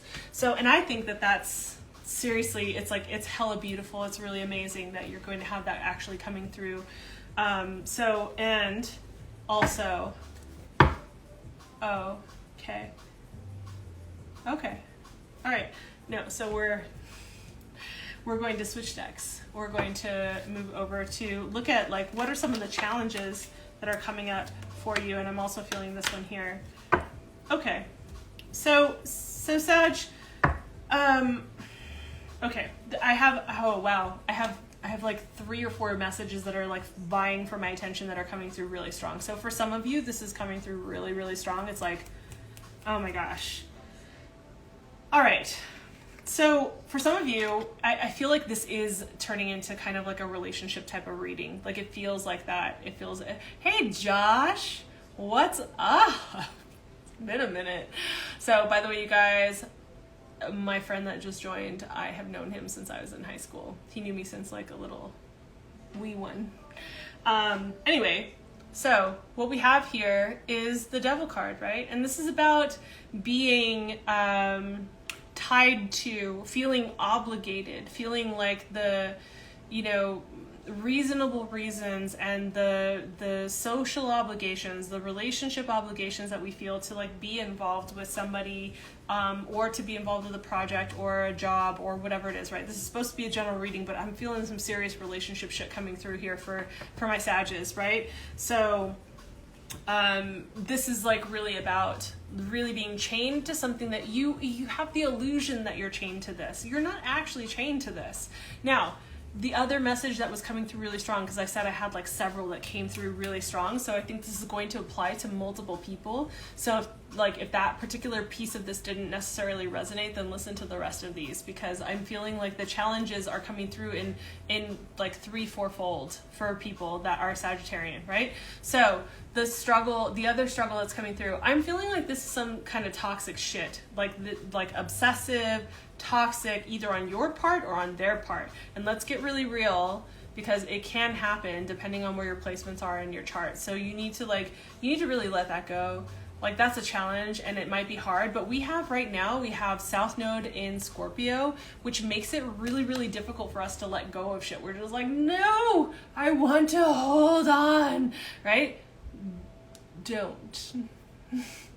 So I'm not saying be like the Knight of Wands specifically, right? With that whole like here today, gone tomorrow energy necessarily. I'm just saying like if those of you who are in anything kind of toxic that feels obsessive, that feels like it's like really, you know, grabbing onto you kind of thing, like it's really just invasive, need to let that go, need to get rid of that. That's going to feel like a challenge in this particular part of the month. Now, the reason I said that I had several messages coming through is because some of you are dealing with a third party person that's involved in a situation for you that is going to be really difficult. This is like getting specific in a way that most of these kinds of readings don't typically get, because they're collective readings. But I'm going to say for some of you who are dealing with relationship shit, there's another person that you're concerned about, and you have valid concerns for being concerned about this person, have a conversation with your partner. We're about to get to the spirit guidance that you're going to get for how to deal with these situations. Now, this could also be for those of you who are dealing with collaborations and workplace stuff, because this is a general reading, right? Like looking at this from the perspective of like, what am I building and creating with people? Are they on the same page as me to build and create with me? Are they actually doing this with me? I feel like I'm doing this on my fucking own, or that it's not going to be built to the quality and structure, like safety that you would like it to be created at. Like the foundation is not, it's more shaky than, and not necessarily like really working out. So I'm gonna say that, like, you know, there is this piece that feels challenging. Now there is another message that's coming through for some of you Sagittarians, and this is about being in community. Some of you Sages are fucking lonely, and that's why you're putting up with this bullshit here. Right? You're putting up with this bullshit because you're not getting into the community that is actually nourishing and like really good for you. So for you, Sages, for those of you who that resonates with, I'm going to say this is like the challenge, but you also need to get into that space. Like, so get into that space, go be in community, right? That's, maybe it feels challenging. Maybe it's financial, maybe it's distance, maybe it's time, maybe it's whatever, but you need this energy, you need this to fuel your fire. Now, we're going to take a look at your spiritual advice, and then we're going to move on to Gemini. So let's take a look at spiritual advice for Sag, and I'm feeling like this card here, and this card here. All right. I don't even know if you guys can hear the music in the background. You guys let me know. It's really like, honestly, it's more for me to not have like just a blank background, but I would like for other people to be able to hear it. All right, so spiritual advice. Ooh, the Ace of Wands is coming through hot for a lot of signs. I'm feeling like in the month of August, like the Ace of Wands energy seems to like consistently be coming through for a lot of different signs right now. And so I'm feeling like this is definitely like an energy that we all need to be embodying on a collective level, because it's almost every single sign now has gotten an Ace of Wands. Almost every single sign has gotten an Ace of Wands, right? So, all right, you guys. So, hey, Joe, what's up? All right, got my homies in here. So, Sagittarius, what I can see is like you need to get back in touch with, and this kind of like comes back to this particular card here, right, where we're looking at like this community aspect and feeling challenged by that. I'm feeling like some of you Sagittarians are feeling like kind of isolated, and you need to get back in touch with like what lights you the fuck up, right? What brings you into this space of feeling like you are your flirtatious, fiery self, where you're just like you feel in yourself, you're feeling life, you're feeling optimistic, you're feeling like all of that energy, right? So feeling that's what you need to be inside of. For some of you, that will resonate differently. But this is what we're talking about, right? So you need to be inside of that kind of energy. And also, we have the Page of Coins with the Five of Coins. Now, the Five of Coins is like, you need to stop victimizing yourself. Like, you're like, some of you are thinking you're stuck in a certain kind of situation, or a certain way of like the way that your life is, the way that your relationships are, the way that your business is or your career is, the way that your finances are. Like, because this is a general reading for Sagittarians, right? So some of you are feeling like, I'm such a victim, not necessarily outwardly, but you're just like, oh, I'm stuck in this position, I can't really move out of this, like in some kind of lack mentality. Fuck lack mentality. No, you can go get what you want, and your guides are just like, stop it. You're not a victim. You're not out in the cold. You're doing better than you think you are, and you can actually go out there and get the shit that you want to get. So let's just be real, Sagittarius, and call you out. So, and I'm calling myself out with that, right? Because I'm a Sag sun, okay? So, then we have Page of Coins. Page of Coins, this is like definitely, again, this is like that. Page of Coins is like, there is there is like a solution that is right on the horizon for you. It's just like right at your fingertips. You're just about to get that. So in the month of August, like certain things are going to start to kind of click and come together in this way where you're actually getting either some of the answers that you need or some of the pieces of the puzzle, like solutions to understand how the next like tracks of your life are being laid down, how it actually goes, like so that you know as the tracks are being laid down, like what direction are you actually going in, right? So this is a part of the lesson, this is a part of the message that you're getting in August. So I feel like these are really great cards, Sagittarius. Like you're getting, like, get into your passion, remember your fire, remember this. Like you've got so much fire going on. You've got like fire over here with the Knight of Wands, fire over here with like the Ace of Wands. Then you've got like, hey, you know what? You've got this rebirth and renewal and hope and like healing that's happening, that's coming as a gift in the month of August. I think you just need to tap into like remembering you're not in a lack space. Remember what it is that you actually have, and the solutions are right there at your fingertips. They're right about to happen like this. They're right there.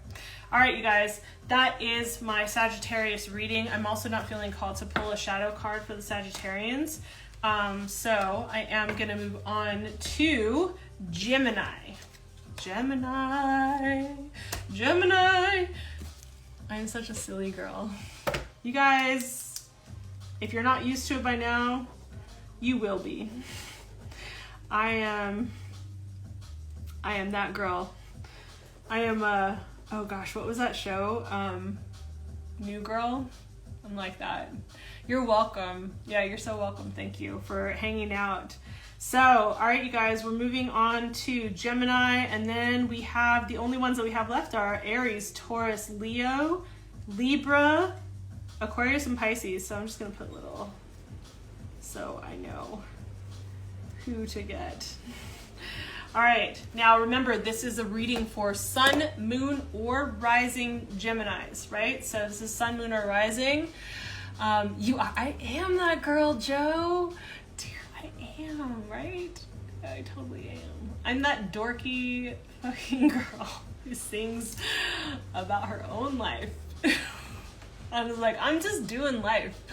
And I love people. So, you know, dork. That's a perfect kind of dork in my eyes. That's all that matters, right? So, all right. So we're getting into Gemini. I'm trying to feel like which deck do I want to stay with?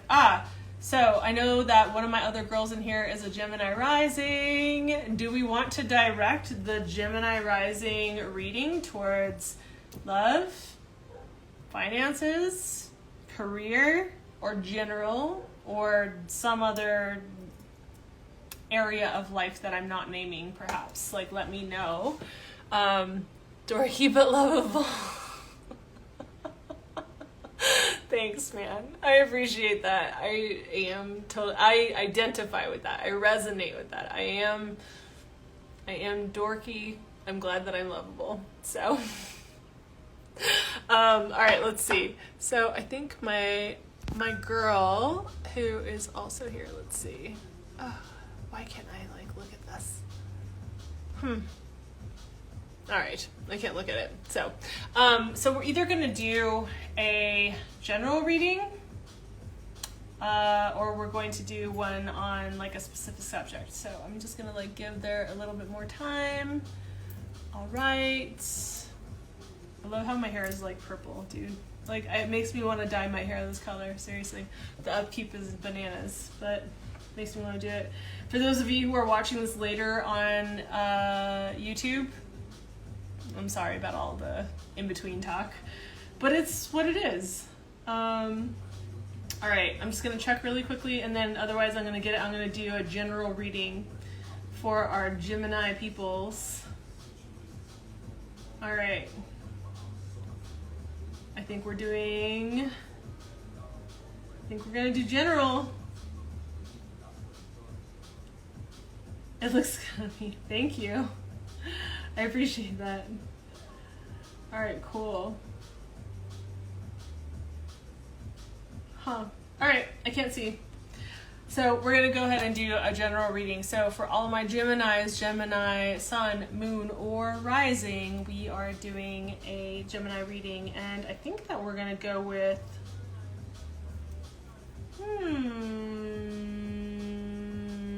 Let's start here. All right, Geminis. We have done... Let's see. We have done a bunch of different signs, but what we have left are Aries, Taurus, Leo, Libra, Aquarius, and Pisces. So if you're looking into your sun, moon, or rising sign for any of those signs, or if you are wanting to know about someone that you know, you're welcome to put that in the chat and I will read that next. Otherwise, I'll just start from the top of my list for who I haven't gotten to yet and I'll go through those. All right, so what's going on for my Geminis? Ooh, I'm feeling 2. Yep. All right, Geminis. What do we have going on here? Interesting. So we have 8 of Pentacles and we have the Ace of Pentacles. There's a lot that's going on here in the physical realm, right? In the realm of like, this could be finances, but also could have to do with your physical environment, your values as well, right? So when we're looking at the world of the tangible, when we're looking at the earth signs, and we're also looking at like what it is that we value in our life. And when I'm talking about value, I'm also talking about like what we exchange our time, attention, and money for, or in relationship to, right? Where am I going to spend my time, attention, and energy? In which ways am I going to do that? Like, what do I value? If I'm putting my time into something, that means I'm saying I value this in a certain way. Now, if you're putting time into shit that you don't feel aligned with, that's something for you to question in this particular space, especially in the month of August, because what we're looking at here is definitely like a lot of earth energy that's going on. You're out, talk soon. Okay. Cool. Thanks for stopping by, Joe. So what we've got is a lot of earth energy that's going on here, right? So I would say that there's like in the month of August, it's going to be required for you to have some patience with whatever it is that you're dealing with, whether it's a relationship or a project or your finances or a career, whatever it is, because we're doing a general reading. So you want to be looking at that. The Ace of Pentacles, very similar to the Page of Pentacles, is really about having this kind of energy that comes through with like sexy time with these cards. I know, right? I know. I love this deck. I got this at a party years ago. It was a friend's house in Pasadena. Super cool. I love this deck. Some of these girls have some serious bush. I'm gonna say that right now. Like some serious bush. Where I'm like, whoa, girl. Okay, different times. So, all right, back to Gemini. When we're talking about the Ace of Pentacles, the Ace of Pentacles is very similar to the Page of Pentacles, right? Where there's something that's being gifted. There's something that's being brought through for you that's being materialized. So generally what we see in the typical like tarot, like esoteric symbology is there is this hand that is out of nowhere materializing in the sky with a pentacle, which is the earth sign, right? And so this represents opportunities. It can represent money, but it represent opportunities, things that are materializing in your world, right? They're coming from the ethers. So now with the 8 of Pentacles, I'm going to say that the 8 of Pentacles means that you've been working on this shit for a while. So it's like about fucking time that this starts to come through, about fucking time that these pieces start to come through. So I think this is really good. Just need to have a little bit of patience with the way that it comes through and continue to work on your craft, whatever that is. So whether you're like a woodworker or you do tarot or you are a coach or you're building a business or like whatever it is that you do, continue to hone your skills, continue to sharpen your saw and have some patience, but know that the work that you've actually been putting in the month of August, you're going to actually finally see some of that come into fruition. Like you're going to see some of it start to materialize in your world, which is really great. So So that's what I want to look at here. I do want to look at for the Geminis. I'm feeling called to like actually look at one of the shadow cards. Now, when we're talking about shadow, I know that that term is way overused at this point. Unfortunately, a lot of words have gotten way overused in the lexicon of personal growth. However, it's really just indicating it. We could call it blind spots, right? We could be talking about your blind spots. So, hey, thanks for joining. You're welcome to put your sign in the chat box, and I am going through all signs for August readings for the month of August. Now, we have two that are coming through. So, trading in today for tomorrow and revenge.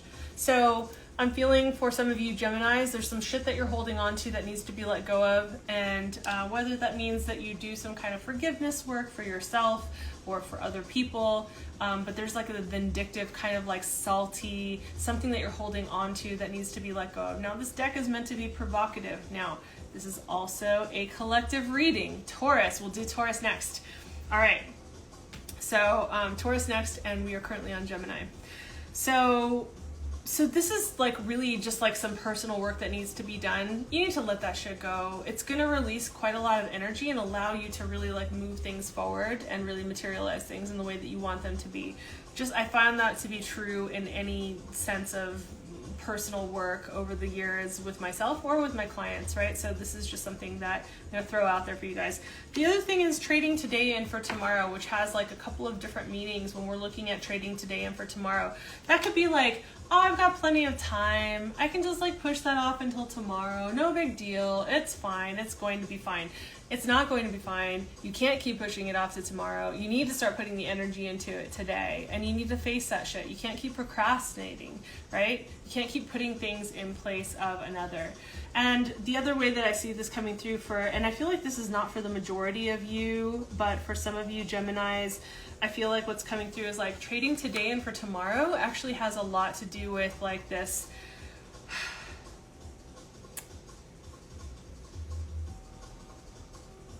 like living in this is what I'm trying to say, living in a fantasy world, living in this world where you're almost pretending like the future doesn't exist. Not that you're putting it off to tomorrow, but like the tomorrow doesn't even exist. So you just do whatever the fuck you want to do with today, whether that's wasting time or putting yourself behind on your projects because you're doing other things or like whatever the hell it is. But it's just like, oh, the future doesn't even exist. It doesn't even matter. The present is all that matters. I'll just trade today and for tomorrow, right? I'll just do what I want with today. That is not moving my projects forward. That is not moving anything forward in a way that's beneficial for me for tomorrow. So two interpretations for my Geminis that are out there. Now let's take a look at, because we're doing a general reading for the Geminis, we're going to take a look at like what's actually going on for the gifts that are coming through. And I'm feeling like this particular card here, that's a great card. I think if like once you do some of this, oh, that's the one. There we go. Wow. Okay. So let's start over here. So when I'm looking at like the gifts that are actually coming through for you guys, like this is the Sun card. This is one of the most blessed cards to be in a good position, is when we're talking about the Sun card. So in August, if you do the things that you need to do to clear out the things that you need to clear out, if you don't trade today and for tomorrow, if you do any kind of personal work that you need to do around the saltiness that you've got going on in your life, let's just say, you will have the rewards that come with that. Also, like this, the two original cards that showed up, right? One of them was the Eight of Pentacles, right? Which is like, you've been putting in the work, you've been honing your craft, and you need to continue to do that. And you're going to have your day in the sun, right? You're going to have like blessings and benefits and gifts. Like you're going to feel exalted, seen, appreciated for the work that you've been putting in, whether this is a relationship or apply it where it makes sense, right? A relationship, work situation, career, collaborations, projects, like whatever it is, like there's some benefits that are actually coming in the month of August for you. So that's really beautiful. Now, when we're taking a look at what's happening with the challenges, I feel like you're not resting enough and you need to actually get some rest. Like that air energy can be so engaging and electric and very scattered and all over the place when it's not directed. So I'm feeling for some of you that you're like, part of the challenge is really making sure that you take some time to rejuvenate and rest and get some perspective. Like sometimes the greatest insights and the most profound insights really come through, and realizations and revelations really come through when we're taking time to be with ourselves and to be in a space that is like a space of solace, right? And whatever that means to you. For some people that's being in nature, and that's like, or a quiet and like a space of meditation. It looks different for everybody, you know? Sometimes it's just being able to like give yourself 30 minutes to just like lay on your bed and stare at the ceiling if that's what it takes. But a space where you have a break, where you're not doing something, thinking about something, planning to do something, like on the verge of something, you know, in between things, whatever it is, create the space so that you can actually rest and get the things that you need to get, the messages that you need to get. That's my kitty, if you heard her. Also, we have like some new beginnings that are happening. You need to make sure that you're not resisting the new beginnings that are actually occurring. Some of them are not going to really look maybe the way that you intended for them to look or that you wanted them to look. And so there is this kind of acceptance of like, you know, the birth process, the renewal process doesn't always look and feel the way that we anticipate it's going to at the very beginning of it. By the end of it, we probably understand it, but at the beginning, maybe not so much. So really just allow for like, it's going to feel challenging for you to have this change, but the change is actually beneficial. It's just that the resistance to the changes is something that you don't want to really be doing. And then we have the Two of Pentacles that shows up, right? So there's this kind of like, feeling like there's options that you're needing to choose with for some of you, and also for some of you this is about like balancing your work-life balance. This could also be challenging with travel. Some of you might be traveling via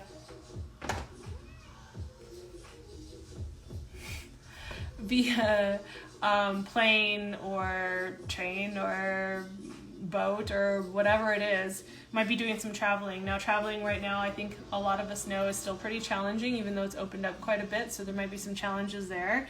So if that's something that you do is travel for your work, there might be some challenges, especially if this is like you're going to a convention or like something's come up in that way where you're needing to do some travel, or because this is a general reading, maybe you have family out of state and you're needing to go back and visit, and that's like presenting some kind of challenge in that way.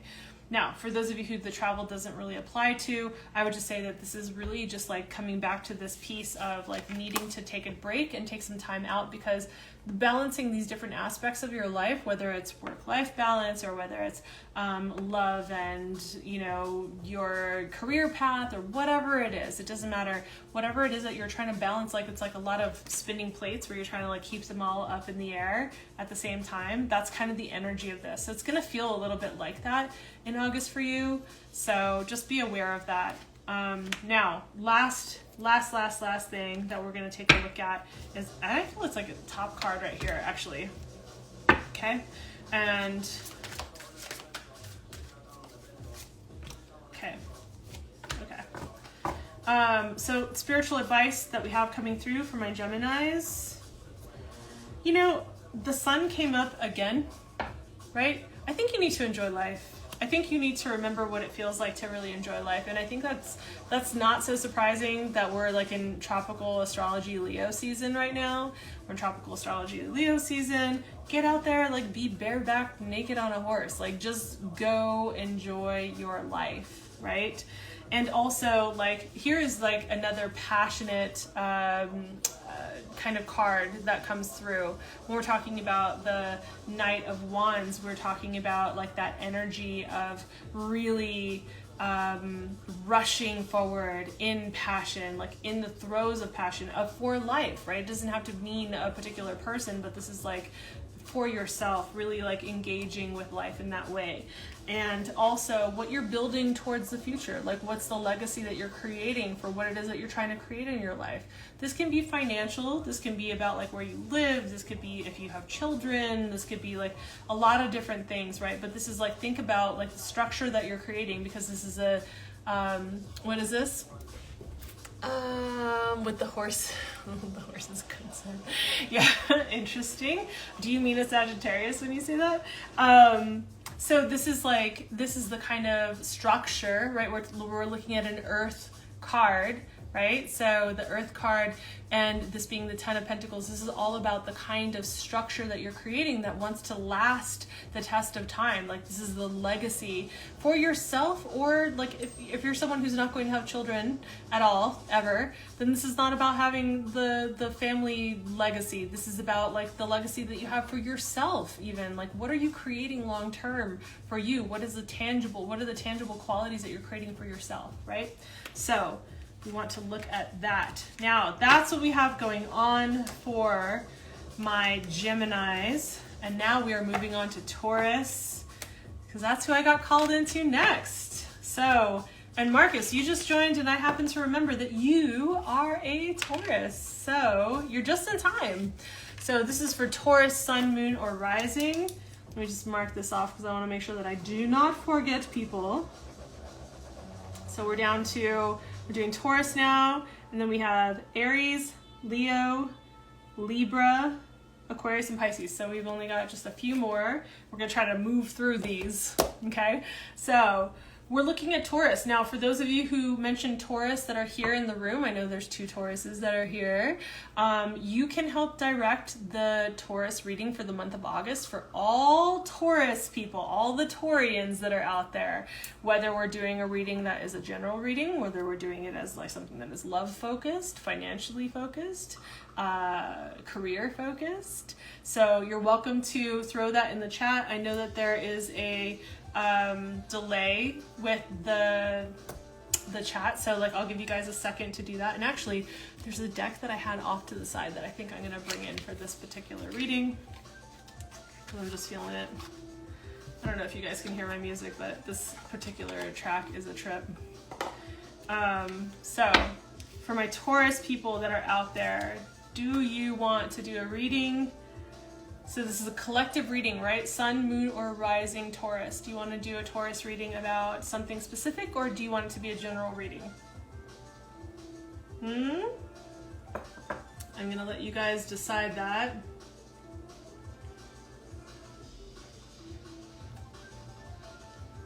All right. Let's do... Why the love in quotes? Why the love in quotes, Marcus? Let's do love, but I'm very curious about why you've got love in quotes. Okay. Love and future path. All right, cool. It sounds like the Taurians are on the same track. So let's take a look at what's going on in sub levels. Sub levels. Ooh. It's not the only card that I'm going to pull, but some of you Taurus peoples out there are trying to decide which path you're going to choose. Now, for those of you who are, if you are a Taurus and you're watching this on YouTube afterwards, or you watch this on my Instagram, whatever it is, please, I want to say this ahead of time, I should have said it before, pick one person. If you have several people of interest, you choose one person that this is about, okay? You're not applying this to like everybody, all right? So that's not what we're doing. So love deserves proper respect, it does. So what's interesting for some of you Taurus peoples out there, if you're in a relationship already, you're in some kind of committed relationship. Now, even if you're in open relationships and you have chosen one relationship to focus on, right? So you're choosing one. Right? Now, there are some questions about which direction you feel, desire deeply, and feel inspired to move in that direction, right? So that's partly the energy that's really coming up in the month of August is like, which path do I choose? Do I want to go this way or do I want to go this way?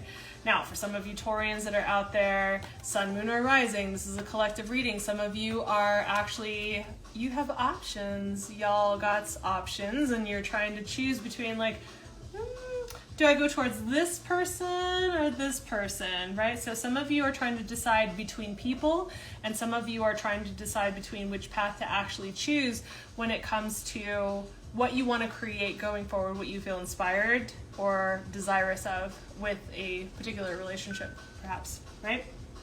Now,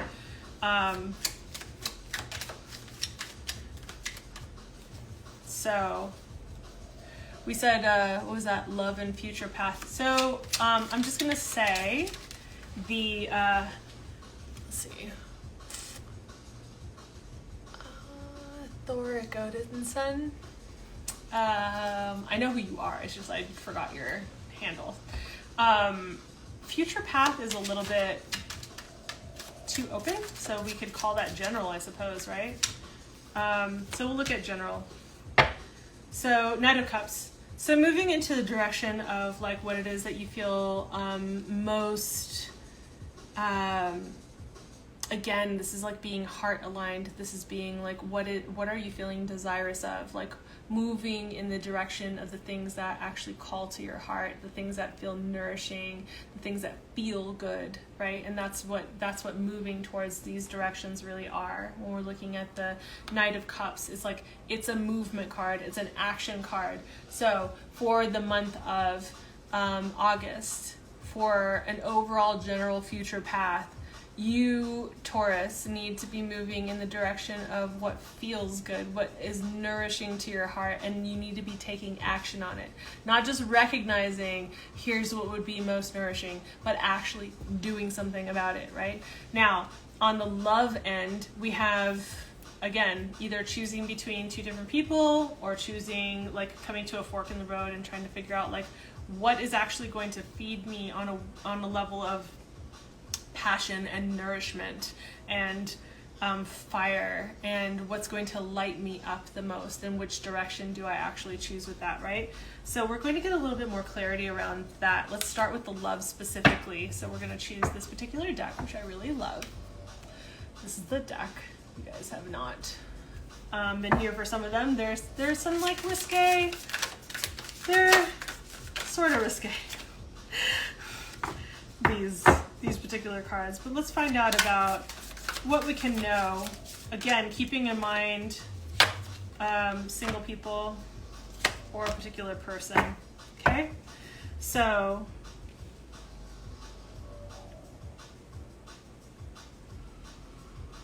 okay. All right, this is interesting. So for my single people, what we have here is this, the Six of Cups, right? So my single people, when it comes to love, you got the Six of Cups. This is about really like returning to this space where you remember what it feels like to be like in your vulnerability, in your nakedness, in your love of life. Let's see, all ears, interesting, yeah. This has been fun. You gotta go. All right, thanks, Rico. Thanks for coming by. So what we're looking at with this particular card is like something that feels nostalgic, something that reminds you of feeling like that youthful, like inner kid kind of energy, right? Now, it could mean someone from your past. That could actually mean somebody coming back in, like an ex coming back in the month of August. Maybe you guys have been in contact, maybe not, but there's like this kind of energy between the two of you, and it might be coming back in, right? So for some of you single Taurians that are out there. Now, for some of you single Taurians that are out there, this is actually more about like the energy of what you're looking for, and making sure that what you're looking for and what you're creating in your experience is like moving towards the things that make you feel like that youthful kind of energy. You know, Taurus energy is like good food and snacks and like comfortable and like lovey, and like it's just like everything about the senses, like all the senses are engaged, it all feels good. Sight, scent, feeling, like the touch, right? Like all of this is what's a part of it. And so making sure that you are being inspired by the kind of connection that you have, something that helps you feel like into that youthful kind of nostalgic space, like something that is nostalgic of not even when you were a kid, but something that felt like a really good energy for a relationship that you had before. Yeah, definitely. Yeah, peaceful, fulfilling kind of energy. Yeah, exactly. So that's for you single Taurians out there, right? Is like, this is a part of like what needs to be the focus when it comes to love, and what's actually a benefit and a gift.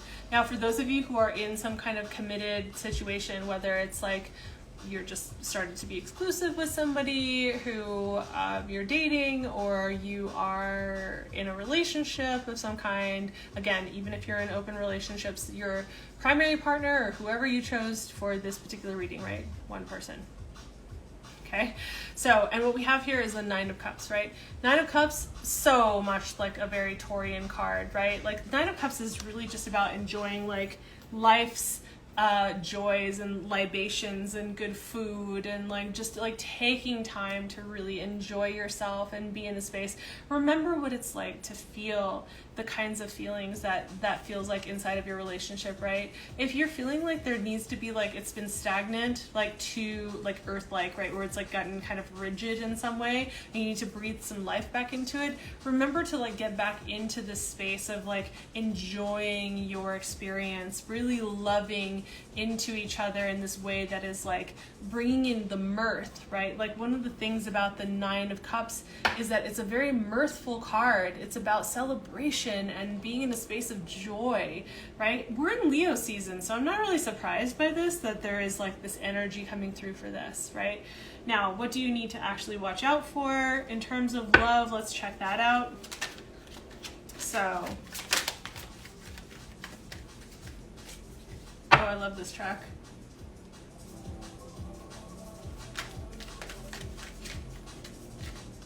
I'm feeling like,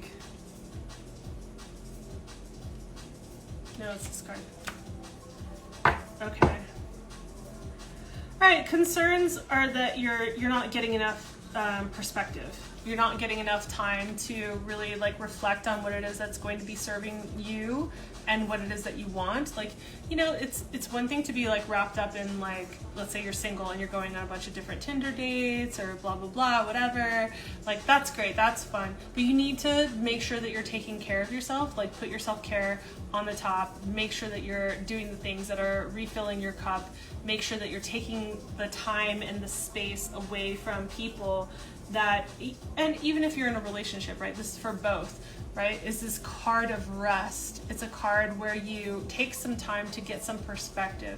So if you've been struggling in the relationship, if you've been trying to figure out like which direction to go inside of a relationship or what to do with dating situation, then it's like you really need to like take a step back, rest, get quiet with yourself, have some like solitude, have some time for solace, get in touch with yourself and your senses, and really just reevaluate like what's there for you to feel. Like get into that space of feeling and like really evaluate things from a bird's eye view, right? Get that perspective by having the kind of space that you need to have with that, right?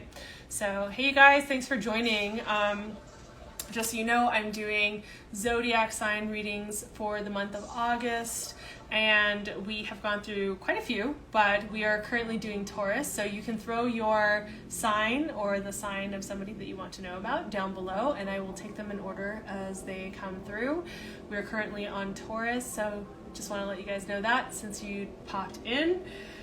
Now, what do we have coming through for a shadow card? And then I feel like I want to get like some spiritual advice, and then we're good, Taurus.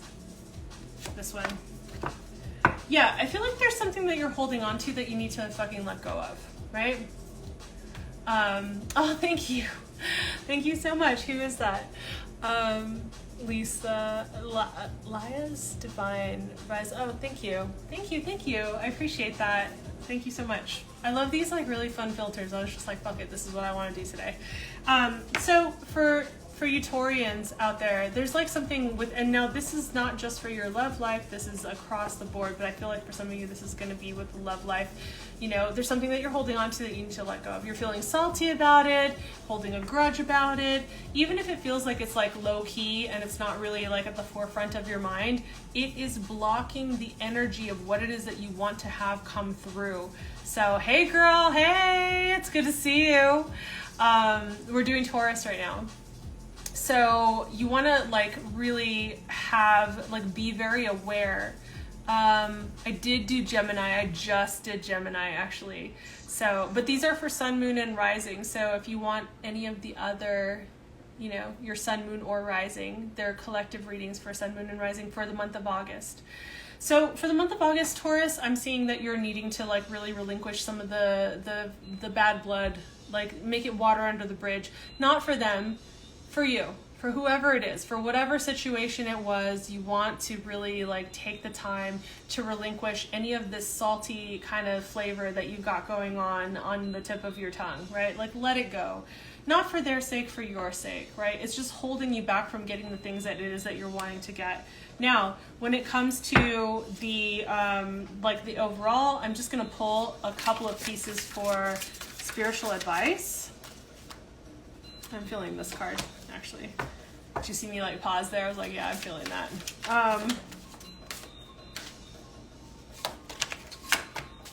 Okay. So when it comes to the overall that we had with the Knight of Cups, right? We had the Knight of Cups, we talked about that, and that's like moving in the direction of like what it is that you feel is like your heart, your feelings, your emotions tell you you'll be most fulfilled and nourished by, like moving in that direction, right? And so we have two cards that have come up to kind of assist you in your life in the month of August with this, right? I really love what's coming through because we have the Eight of Pentacles and we have the Two of Swords. So in this particular position, I'm seeing this come through as like you need to have some patience, and also really with the weighing out of decisions, you need to be tapped into your intuition, and you need to balance your intuition with your thought processes, with your logic, right? So you need to balance these two things out, but you've got to have patience. The answers are going to show up. It's just not going to be maybe in the most obvious way that you were expecting them to come through, but you need to like really just put your, like, I don't want to say put your head down and like nose to the grind, but what I mean more, I think when I'm saying that is like focus. You need to be really focused on cultivating what it is that you want to create in your life, honing your skills. Now, if this is about relationship, if this is about your career, if this is about your finances, this is really about like putting your energy and attention into, if it's a program, if it's apprenticeship, if it's like honing your skills on your own, really putting the time and attention into doing that, and do that, you know, and holding the space of like, you're going to come to these forks in the roads, that's okay, but you need to utilize your intuition and not just your intellect when you're making these decisions and you're weighing things out, okay? So that's what I've got for you, Taurus. So Taurus, that's what I've got for you, and for anyone who's here, you can throw the next sign into the chat. Where is Taurus? Did I already scratch it out? I think I did. Yes, I did. So we have Aries, Leo, Libra, right? Aries, Leo, Libra, Aquarius, and Pisces. So if any of those are, you're welcome. I'm glad that it seemed like it resonated. Always a pleasure. Thank you. Thank you. So if any of those, if you're looking at signs of people that you know that are in your world, your friends, your family, relationships, or for yourself, we're doing sun, moon, and rising. So if you know not just your sun sign, but you know your moon sign and your rising sign, you can throw that in the chat and I will do that next. Otherwise, I'll just start going in order of the ones that I have left, because I've just been going in order of whoever's been here. And I know there's a delay in the chat, so I'm gonna take a sip of my caffeine. All right, so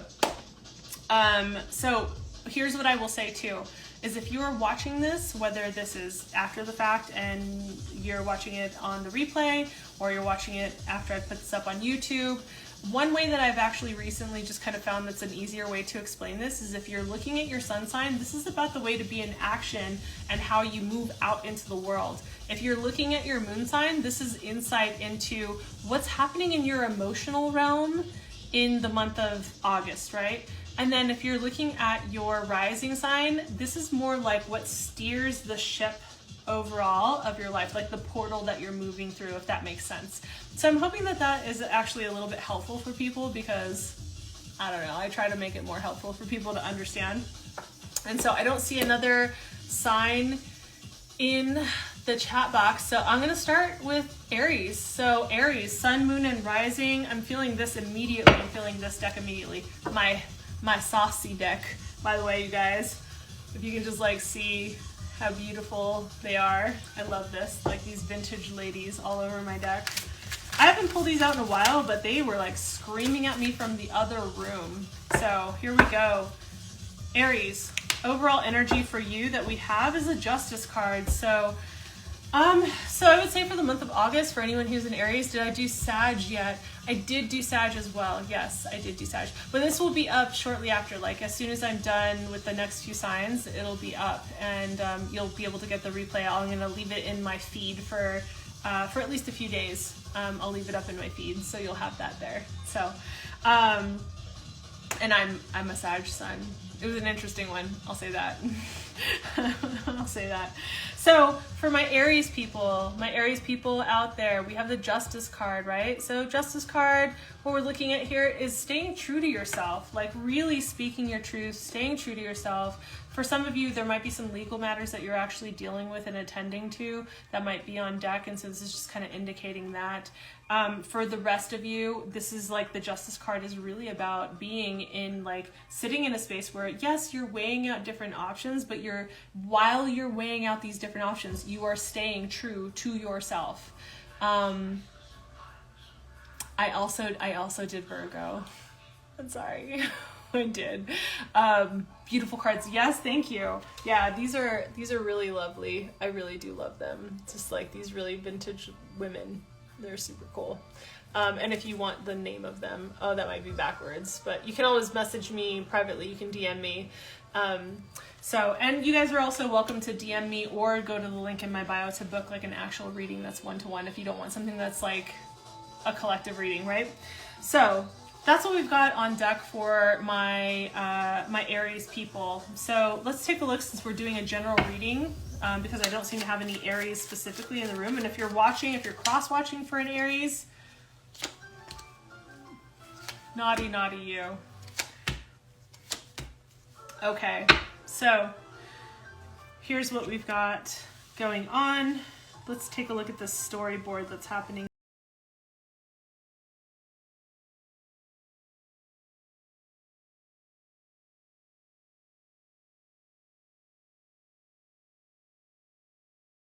Okay, I'm seeing the story come together. It took me a second to like really look at this. So really interesting. So we have the Eight of Cups, Five of Cups. Immediately I'm thinking that some of you Aries are actually dealing with having to like walk away from something, and we'll get a little bit deeper into that, but I want to turn my attention towards the Five of Wands coming up with the Temperance, right? Five of Wands with Temperance. We're taking a look at like desires and passions. Like Five of Wands can be about like kind of almost like this sparring energy. Like there is a kind of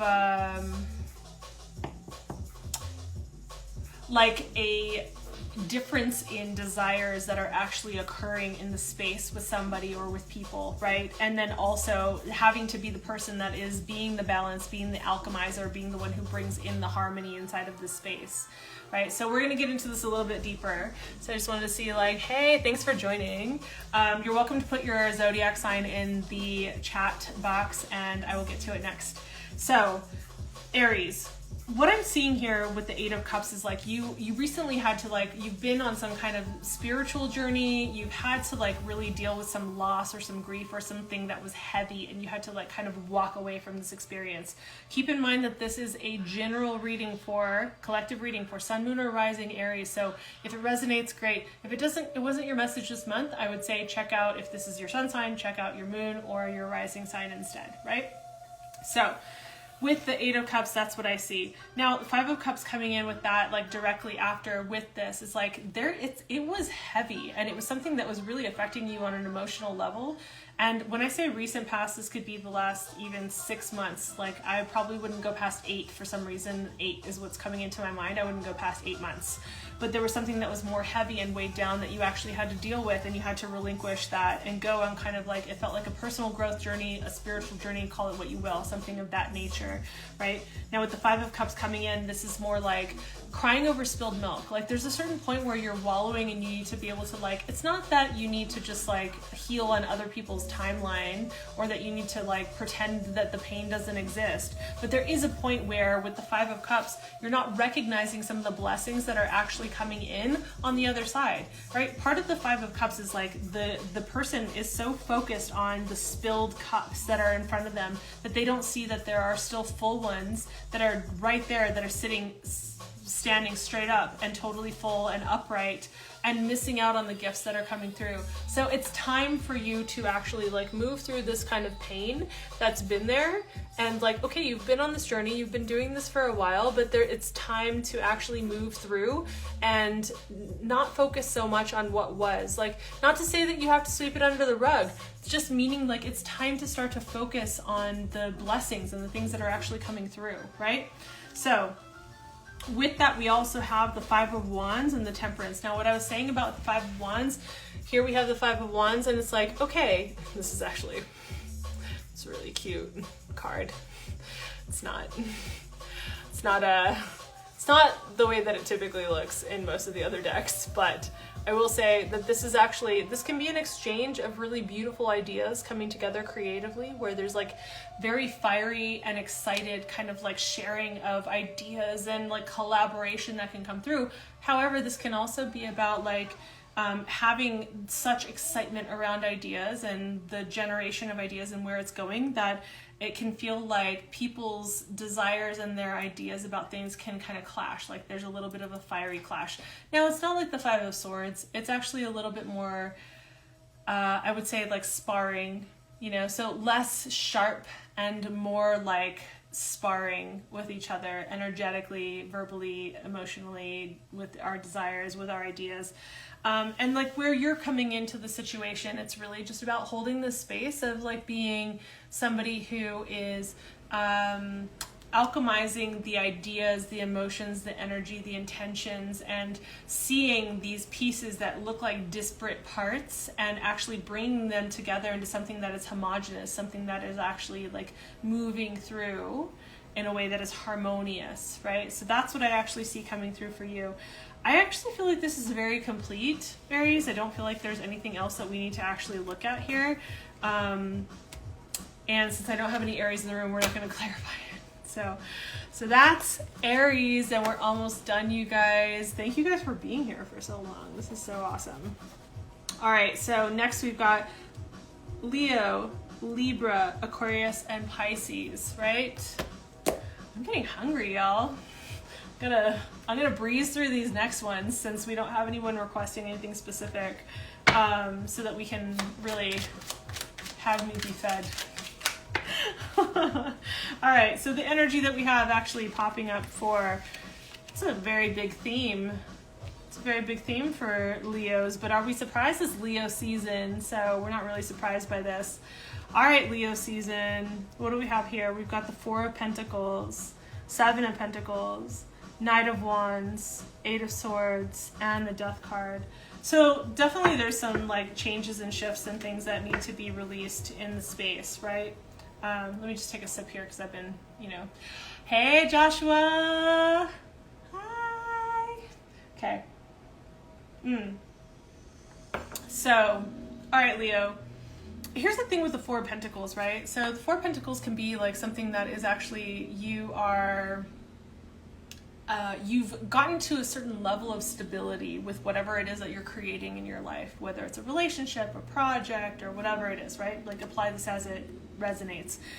There's a certain level of stability that you've reached, and there's the temptation at the very least to hold things in place, to keep them as they are and not allow there to be any movement or for them to move. Like, oh no, I can't have change happen, even though change happens regardless of whether we want it to or not, right? So it can kind of turn into this almost like holding energy, this grasping or miserly kind of energy too, right? It can be any of these kinds of energies.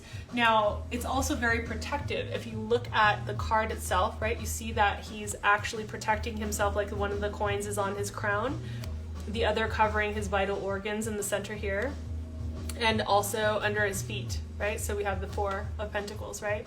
Covering all of the major areas and being in a space that's really protective. So I'm feeling like for some of you, this is a protective energy, but for some of you, this is about like allowing the space to move in a way that it needs to move. It's not going to go maybe exactly the way that you want it to. Like, you achieved a certain level of stability, cool, but it's not necessarily going to stay that way. But that's not a bad thing.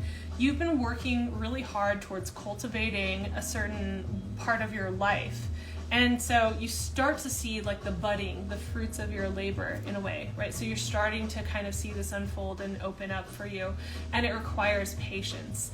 And it definitely requires patience when you're in this space. But the thing is that it's coming. It's not like you're seeing something that's like you haven't been putting work in. You've been putting the work in. And you're actually going to start to see the fruits of your labor come forth, right? So that's actually coming forward.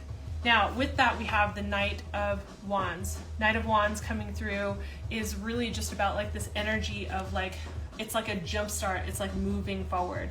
It's like rushing into the fray.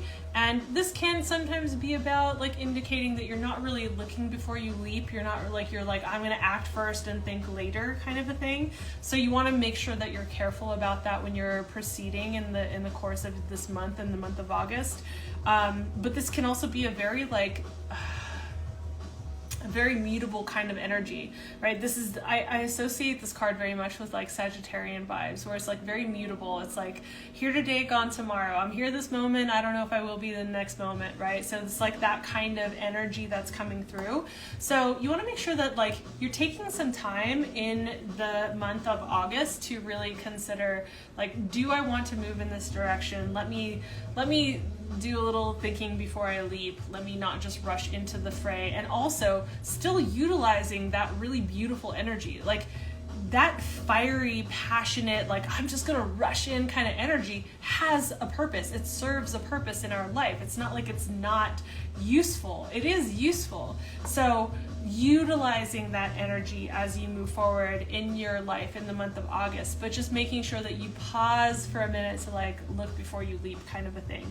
Now, there's going to be some getting in your head right here with the stories that you have in your mind about like maybe what's possible or about what your circumstances are or whatever it is. The thing is that like you are not at the effect of your circumstances. You are the cause in the matter, right? You are the cause in this space. So you do not have to assume that you are someone who doesn't have the ability to like move through this. This basically, this card is really all about how there's no one guarding you. There's no one stopping you. There are no gatekeepers. There's nothing that's holding you back. You're in shallow water. It's not like the sea is coming up to your knees. Like you're loosely bound. You could literally walk away from the situation. So this is really about your stories and just knowing that you can walk away from the stories that you have in your mind. These are all trappings of your own mind. They're not real. They're just mental. So just knowing that.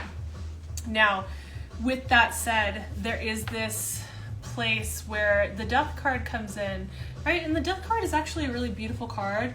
I find it to be very Plutonian, right? Like this is about composting what no longer serves. It's like, all right, I'm going to compost this.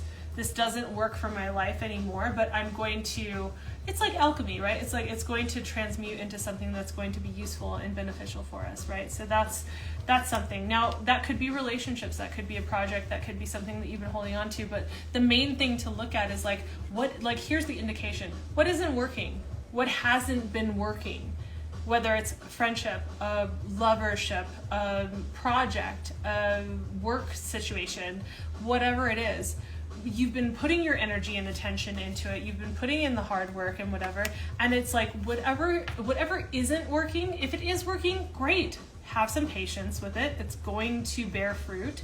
However, this particular indication to me is saying that you can't have things stay stagnant the way that they are. Good or bad, sometimes we hold on to these things because we're just like, oh no, I want the stability over like anything else, right? Like I'll take the security and the stability even if it's draining the shit out of me, even if it's not really right for me. And this is basically saying like, hey, look, there's some things that have not really been working out that you just need to let go of right now. Like this is the time. And astrologically speaking, like I have 4 different people that I follow for years, and I have one mentor that I'm working with. I'm actually in a course with her right now, and you know, I have to say this feels really aligned with the astrology that's happening right now, right?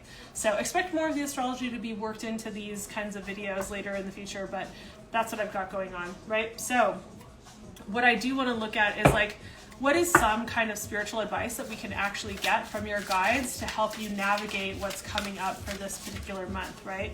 I'm feeling this card here. So we have the Three of Cups. You need to get into community. We're in Leo season anyways, so this actually makes a lot of sense. But you want to get into community and you want to enjoy life. Like, this is a very gregarious card. This is about like enjoying food and libations and music and community and just like really getting into those really good feelings that make us feel like life is so juicy and amazing, right? These are the kinds of feelings that you want to be in, right? This is what you want to be getting into. So that's what I have for you, Leo, in Leo season. I feel like it's very much like a Leo kind of reading. So now we have Libra, Aquarius, and Pisces. So if you are sun, moon, or rising Libra, or Aquarius or Pisces, just know that that's coming next. And you can either be somebody who is cross-watching and asking for somebody that you know, or you can stick around because that's yours, right? So what we're getting into now is Libra. I'm going to go with, because I happen to know a Libra that would really appreciate this, we're going to go with the anime deck with this one. So let's take a look at the, ooh, yeah, I'm feeling this. Yeah, what's the overall energy for August for my Libras, sun, moon, or rising? By the way, you guys, I might choose to start doing these live on YouTube because I'm trying to build like a following over on YouTube. I'm very new to YouTube. So let me know if that's something that you would be down for, and I'm totally down to do that. Awesome. Such a beautiful card. Seven of Wands. Okay, my Librans, we have a Seven of Wands. You can see that. Okay. So, Seven of Wands, what we're actually dealing with here is like having, like, choosing the higher ground, choosing the higher position, right? Like having the higher vantage point. Here, let's turn that down just a little bit. So, the overall energy is like being in a space where you're choosing the higher ground. Now, for some of you, this could mean choosing the higher path, like being the bigger person in a situation, not letting your mouth or your heart run off, right, in a way that's like not beneficial, right? So with the Seven of Wands, that's really what this is about, is like being in a position where you're like holding your ground as well. For some of you Librans, I'm feeling like you're having to hold your ground. If we're talking about somebody who has, and like these are general readings, right? So, but if we're talking about somebody who has really strong placements for Libra, or really strong Venus placements, right? Because Libra is ruled by Venus, then we might see that they have some typical traits where sometimes Libras can have a tendency to lose themselves in connections they feel really deeply connected to or an affinity for, right? And so you want to make sure that you are holding your ground, holding yourself, and holding what you feel passionate about, what you want, what feels true to you, and really holding to that as you go forward into the month, as you create your life, right? So let's get into the rest of like what comes up for a general reading for my Librans that are out there. All right, that doesn't count because these are so long. Look at how long these are, you guys. Like, I can barely hold them, and I have a very wide reach. So, all right, so we're getting into what's coming up for my Libras in the month of August. We're doing a general reading. Let's start with what is the challenge, and then what is you're choosing between things. All right, not really sure which path to take. We have the benefit. We've got the Seven of Cups. Well, that has to do with, especially in that position, like some really good imagination, right? And let's take a look at some spiritual advice, and then we'll have my Librans done. I'm feeling these cards, this one, this.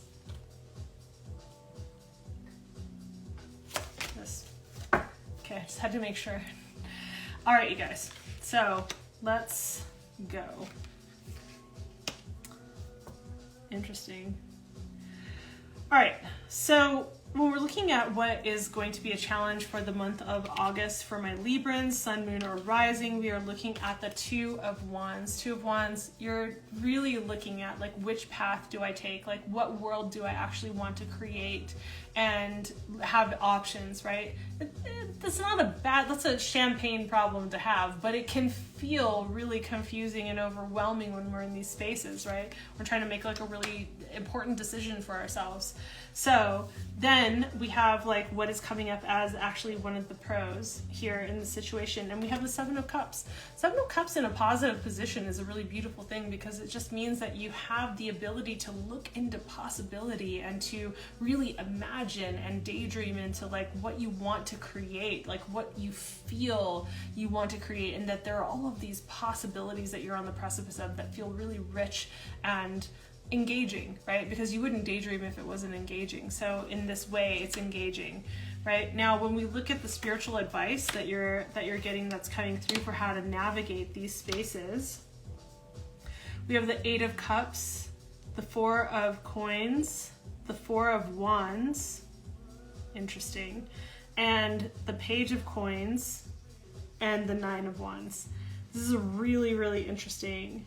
So let's start with the fact that we have the Eight of Cups to the Four of Coins here, right? So Eight of Cups in this particular scenario, right? We've got the Eight of Cups, and this is really just like going on, like there was something that was heavy or that felt like disappointment or that felt like it was just, you needed to move on from this space. And so it took you into this direction where you feel like, okay, this is enough. And your guides are basically saying, all right, it's like, that was enough. That was too heavy. That was enough for you. You need to go in this direction of like a spiritual journey. Or if it resonates more for you and if that offends your modern sensibilities, then I would say look at this as going on a personal growth quest of some kind, right? You need to move out of this energy that was really heavy and like let that go, leave that behind, and move forward in a direction and start to really examine like, how do I move forward? What do I really look at, right?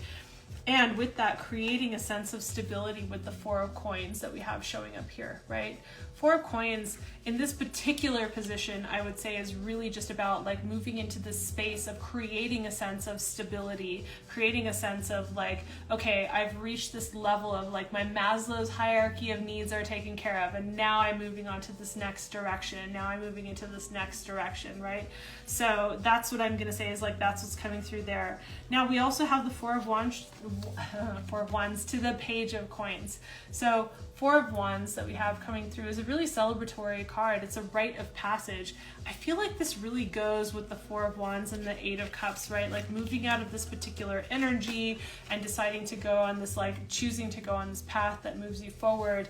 And actually in that space, like having the Four of Wands is really choosing to be vulnerable, choosing to be transparent, choosing to move outside the walls of like guarded protection that you had before and step into a space where you're actually moving into like what feels celebratory. And also it's like moving from one place to another. So whether you're someone who is, let's say, going from being single to being committed, or committed and then to living together, or to renting a place to owning a place, like whatever kind of, like there's so many different kinds of rites of passage that can occur. And so I see this is like actually all connected for you guys. This is really interesting because I also feel like the Page of Coins is definitely about solutions that are coming through, like solutions that you were looking for, opportunities and solutions that you had, like that are really at your fingertips that you were really hoping for them to actually come through, right? So, and then lastly, we have the Nine of Wands, right? So the Nine of, hey buddy.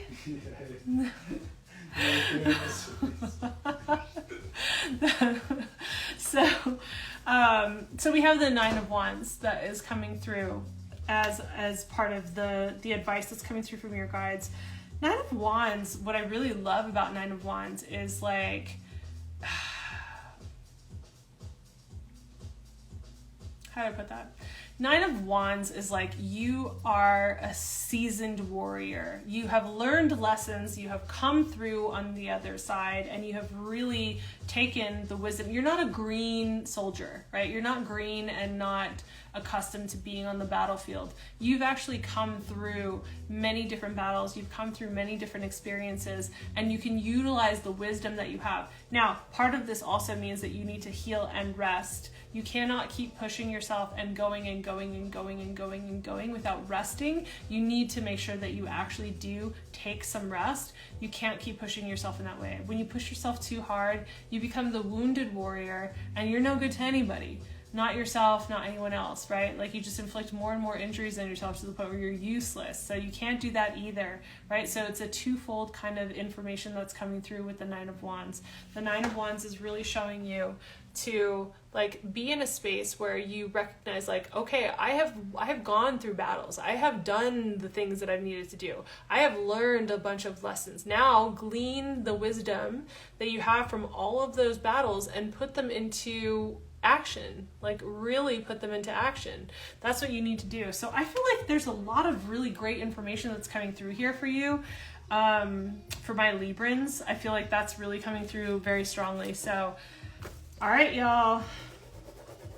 We have 2 more signs to go through. We've got Aquarius and Pisces that we have next on deck.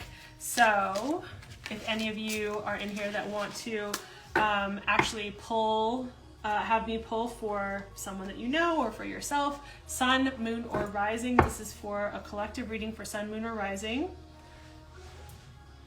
All right. And if not, I will do a general reading. I like this track. All right. All right, we're gonna get into a general reading for Aquarius then. I don't mind when there are people in here just like watching. They're just like, let's see what it says. Let's see.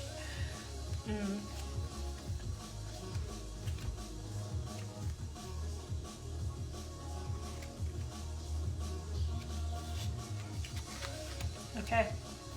So the overall energy that we have for the month of August for my Aquarians, we have the Wheel, interesting, and the Nine of Swords. Okay, so for some of you, there is a cycle that's like ending or it's been needing to end for quite some time now, right? So, sorry guys, it's humid and really warm here, and I'm really happy to have a filter, but good God. All right, so speaking more seriously, we have the Wheel and we have the Nine of Swords that are coming through. So I just want to make sure that you guys can actually see this. Okay. So we have the ending of a cycle, which the ending of a, so for the major arcana, just so you know, it goes from the Fool card all the way up to the World card. And when that happens, it means that it is the end of one hero's journey and the beginning of the next one. The Nine of Swords, look at that bush, so much. The Nine of Swords is really indicating that there's some strain over this. It's not like an easy transition for you. There is like a lot of stress about this particular transition, this ending of one cycle and the beginning of another cycle, right? So it feels anxiety inducing. It maybe keeps you up at night. It feels intense. Sorry, and my hair is, I think it's because it's hot. It's bugging me. There we go. So that's what we have for the overall month of August for my Aquarians that we have going on here. This is not necessarily bad. It just means that it's the moving forward, the moving into this next new cycle. I feel like it's been a long time coming, but it's also been, it's something that's going to end up relieving the anxiety that is caused by it. I'm feeling this card, actually. Wow, this has come up a few times today. So we have the Revenge card. So I'm feeling like for some of you Aquarians, like part of what's in your shadow work, part of what is shadow work. So I know it's overused, so we could talk about like your blind spot. Often the way, my opinion, the way that I read cards is that often these places that we hold our shadows, these places that we like to like sweep under the rug, that we like to not really look at because we just believe like, oh, I don't really have to worry about that now. I can look at that later. That doesn't need to be now at all, right? These are the things that tend to actually move our life forward very rapidly once we address them, and we don't even realize how much energy they're taking, or how prominent they really were because we thought they were really small. So for those of you that are holding resentments or grudges, and you might feel guilty about this, it might be something that you don't really necessarily want to feel or acknowledge, right? Because it's a shadow card. This deck is meant to be provocative.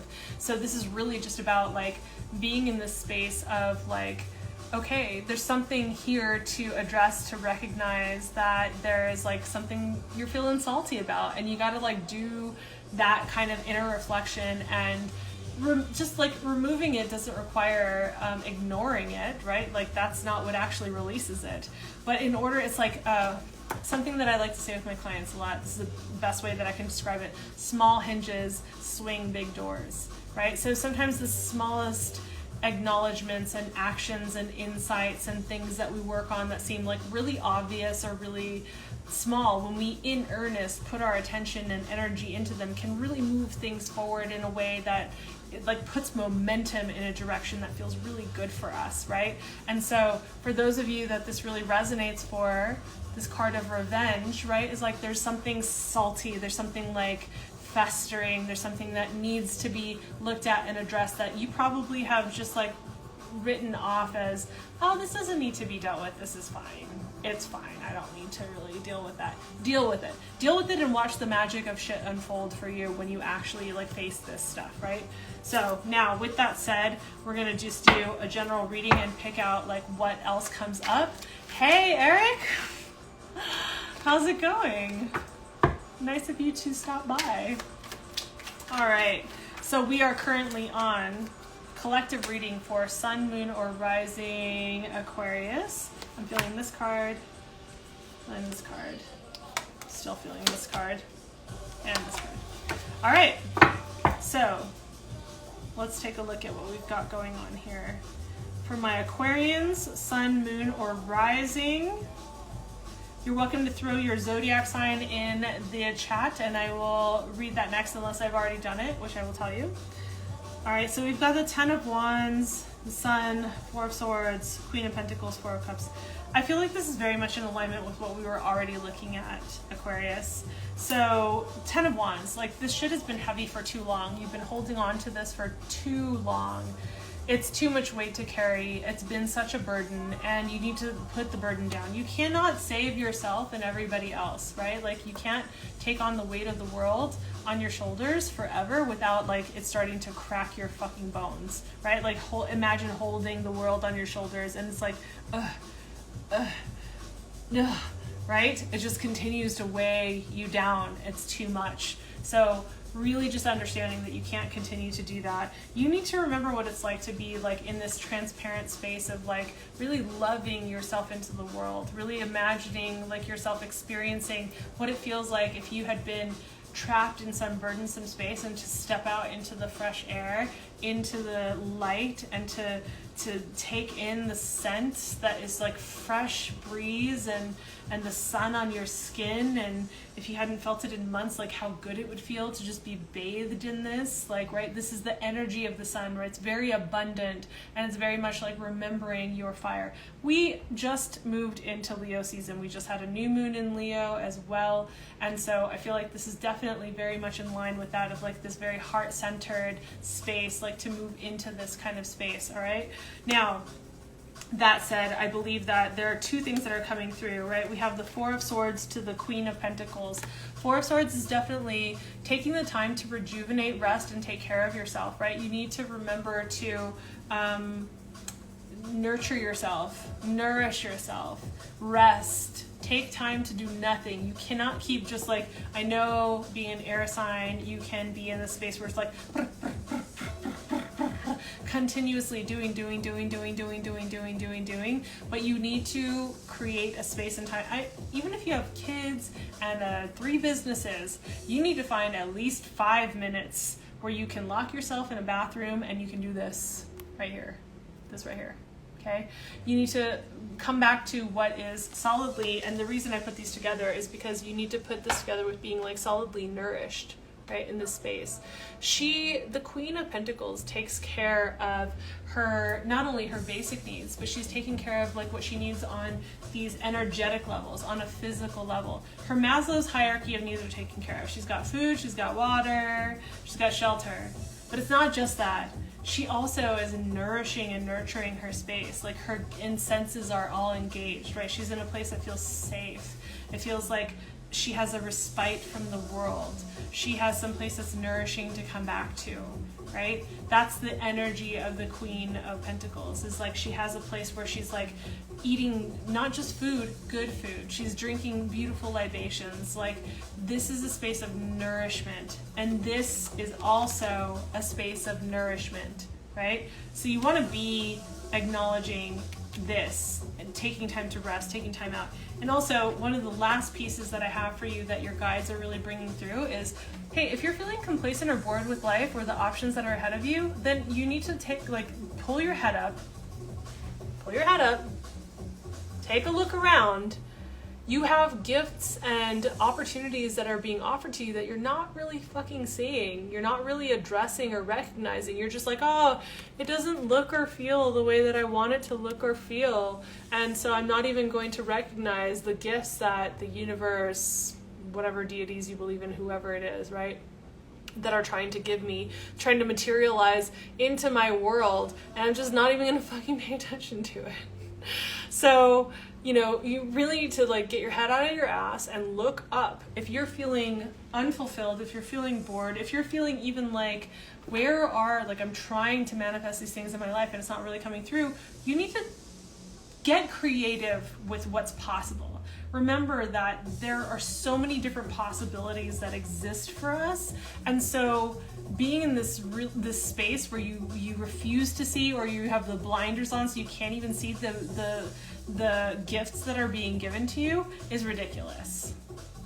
Just gonna say, it's ridiculous. So you need to open your eyes up and look around for the opportunities and possibilities. Oftentimes, as human beings, we will say, oh, there are no opportunities or options for me. And what that really means is there aren't any that look the way that I want them to look or feel the way that I want them to feel. Like these other options are not even going to be considered because they seem harder, or like they require more work, or it's temporarily going to be unpleasant or in some way or whatever. So we just like say, oh, I don't have any choice. I don't have any choices. I'm just backed into a corner. Not true. We always have possibilities. It's just that temporarily it may look like not what we want it to look like. So that's what I've got for you, Aquarius. That's what we have for the Aquarians, sun, moon, or rising. All right. Who do we have left? I'm pretty sure it's just Pisces. Yep. So we're on to Pisces. Pisces, if there are any Pisces that are hanging out, I can't see the number of people that are there. So I'm going to start with this deck. This feels like the one that I feel called to use. All right, so Pisces, what do we have? What is the theme, the overall feeling for the month of August? Okay.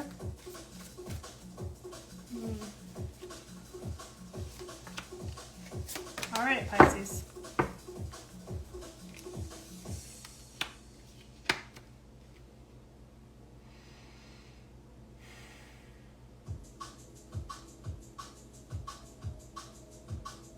Okay.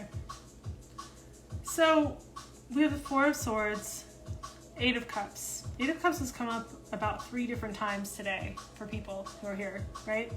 And the Knight of Swords has also been another one that's like really come up. So, sorry.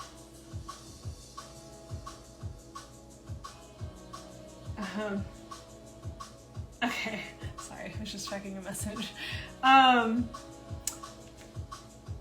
So Pisces, we have a lot of mental energy with a little bit of water energy. For those of you who have really strong Pisces placements, or who have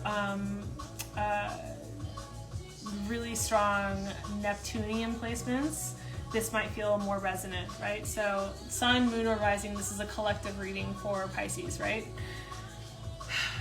The Four of Swords and the Eight of Cups, I'm just going to say that I feel like there is this, again, there's this need for like personal growth and really focusing on your level of personal growth when it comes to this, right? So needing to really move in a direction that you are going to be standing in your truth, being strong, speaking your truth, and also knowing what's good for you, knowing what you need for yourself, and moving forward in that way, right? The Eight of Cups is like, that shit was too heavy, right? And the Four of Swords, like, that has that air energy, that mental energy.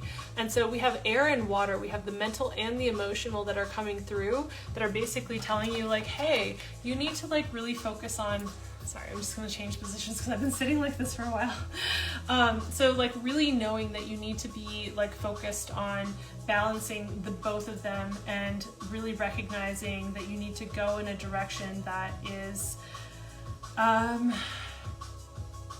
growth oriented and more aware and present. That's what I'm getting from the combination, right? So then we have the Knight of Swords, or no, sorry. Yeah, Knight of Swords. Knight of Swords. So this is really about not rushing in. Like, you cannot go rushing into the fray. Like, there's no rushing in to fix something, or rushing in with your opinions and your ideas to change a situation. There is no rushing in to save, right? The Knight of Wands, or Knight of Swords, out of all of the cards, is actually the most like, let me rush in quickly kind of energies, right? This is very much like running into the fray. And also, this can be like you being in a place where you kind of get, I'm feeling, especially with the Eight of Cups that's present here, getting tripped up over your emotions with your words, and like rushing in to save people, or rushing in with your opinions before they're actually really contemplated fully, before you formed them in a way that is more grounded, more clear, I think is the word I'm looking for, not necessarily grounded, but more clear. So wanting your thought process in the conversations that you have, the communications that you have in the month of August, to be more clear and focused. Like, I'm even feeling that right now. Like, I'm feeling this kind of, I'm feeling this very like, how do I put that? Neptunian energy, where like everything suddenly at the very, like, I've been super clear and here for the whole time, and suddenly I'm like, I feel very like I'm in the depths of water. Like, things are not totally clear, words are a little bit harder for me, right? And so I feel like Neptune is really coming into the space. So you want to make sure that when you're actually communicating with people this month, that you take time to really get clear on what it is that you really want to express, what's really true and so for you, before you actually rush in. And also making sure that you are paying attention to what is true and so for your path, and following that. Like, move away from the heavy energy, move away from the things that have been there that have been heavy, and move towards your personal growth. Now, I'm feeling these cards come through here. So I'm going to check these out, get what messages are coming through from your guides. So, hey Harris, thanks for joining. All right.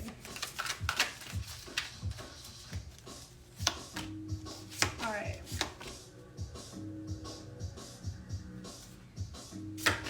Yeah. Okay. All right, so here's what we've got going on for my Pisceans as far as your spiritual guidance and advice that's coming through. So we have the Five of Cups, right? And we have the Abyss. And then we also have the Three of Swords. We have the Magician. And we have the Six of Pentacles. Man, my Piscean people, I'm feeling so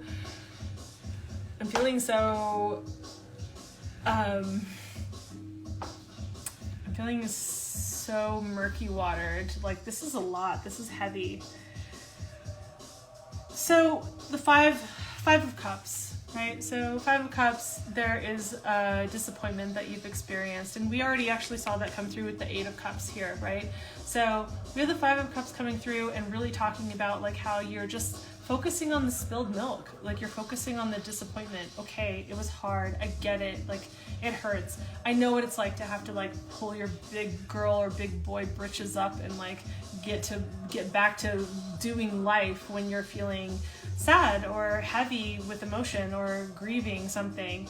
But the thing about the Five of Cups to remember, and this is something that maybe you can actually see in this particular card, right, is that she's focused down below her at like what's here at her feet, the cup that's here, right, and it's been spilled, and she's not even focusing on this full ass like not a vase, pitcher of libation that she has here, right? Like life is offering more. What is water? Life, emotion, energy in this like really enriching emotional way, right?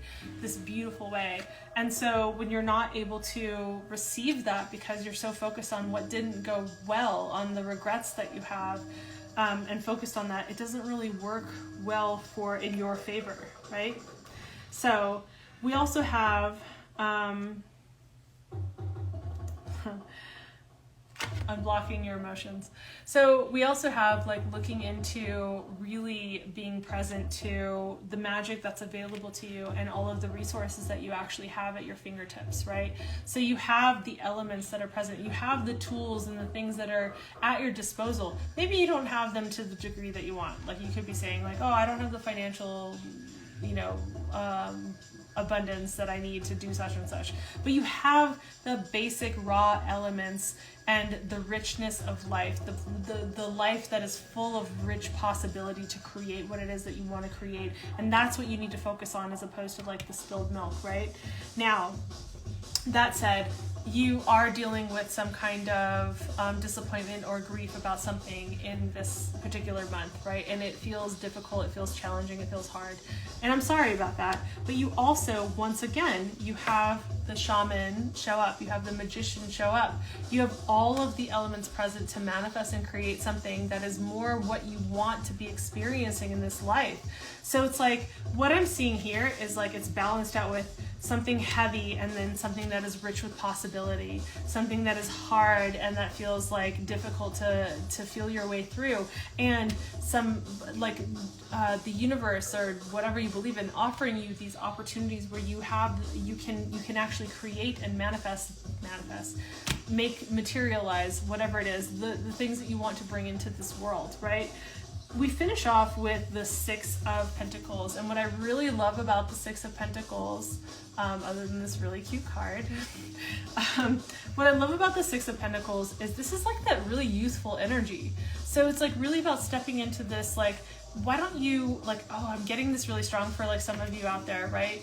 Is like remembering, what is it that made you feel like a little kid? Like, what is it that made you feel like you were full of optimism and possibility and like the world was open to you and anything could happen, right? Like the timelessness that happened when we were kids, the ability to be present, and that felt like time was like stretched out, like one day felt like months to us compared to adults, right? So stepping into this nostalgic place where you remember the things that actually had you feel this way and move in the direction of like pursuing this and feeling into this. We're in Leo season in the tropical astrology, and so this is really about like remembering what it feels like to be living from your inner child heart space and to have fun and to be playful and to have a good time. So that's what I've got for you, my lions, or no, I'm sorry, my Pisceans, sorry about that. I was just talking about Leo season, so I said that. So thank you guys for joining me. Thank you guys for all being here, for contributing signs and thoughts. I'm pretty sure I got to everybody on the list. I'm looking at my list and it looks like it's all scratched off. So, so these are, just as a reminder, these are for your sun, moon, or rising signs. So you can watch either of any of them. If you want something that is not a collective reading, if you want something that's actually more personal to what you're dealing with, you can book a personal reading with me. The link is in my bio, so you can check me out there. If you're not following me on Instagram, if you're watching this on YouTube, follow me over on Instagram, because like right now I'm in a course for trauma-informed astrology, and I'm about to get into a human design course. My plate's going to be pretty full, so I'm pretty sure that this is the format I'm going to be using for a little while, just for a few months. I'm going to be doing lives to do the monthly readings, so you're welcome to join and throw your sign in, and I'll read them in order. You can also help direct the direction that the collective reading goes for a particular sign, whether it's about like love or money or career or whatever, general.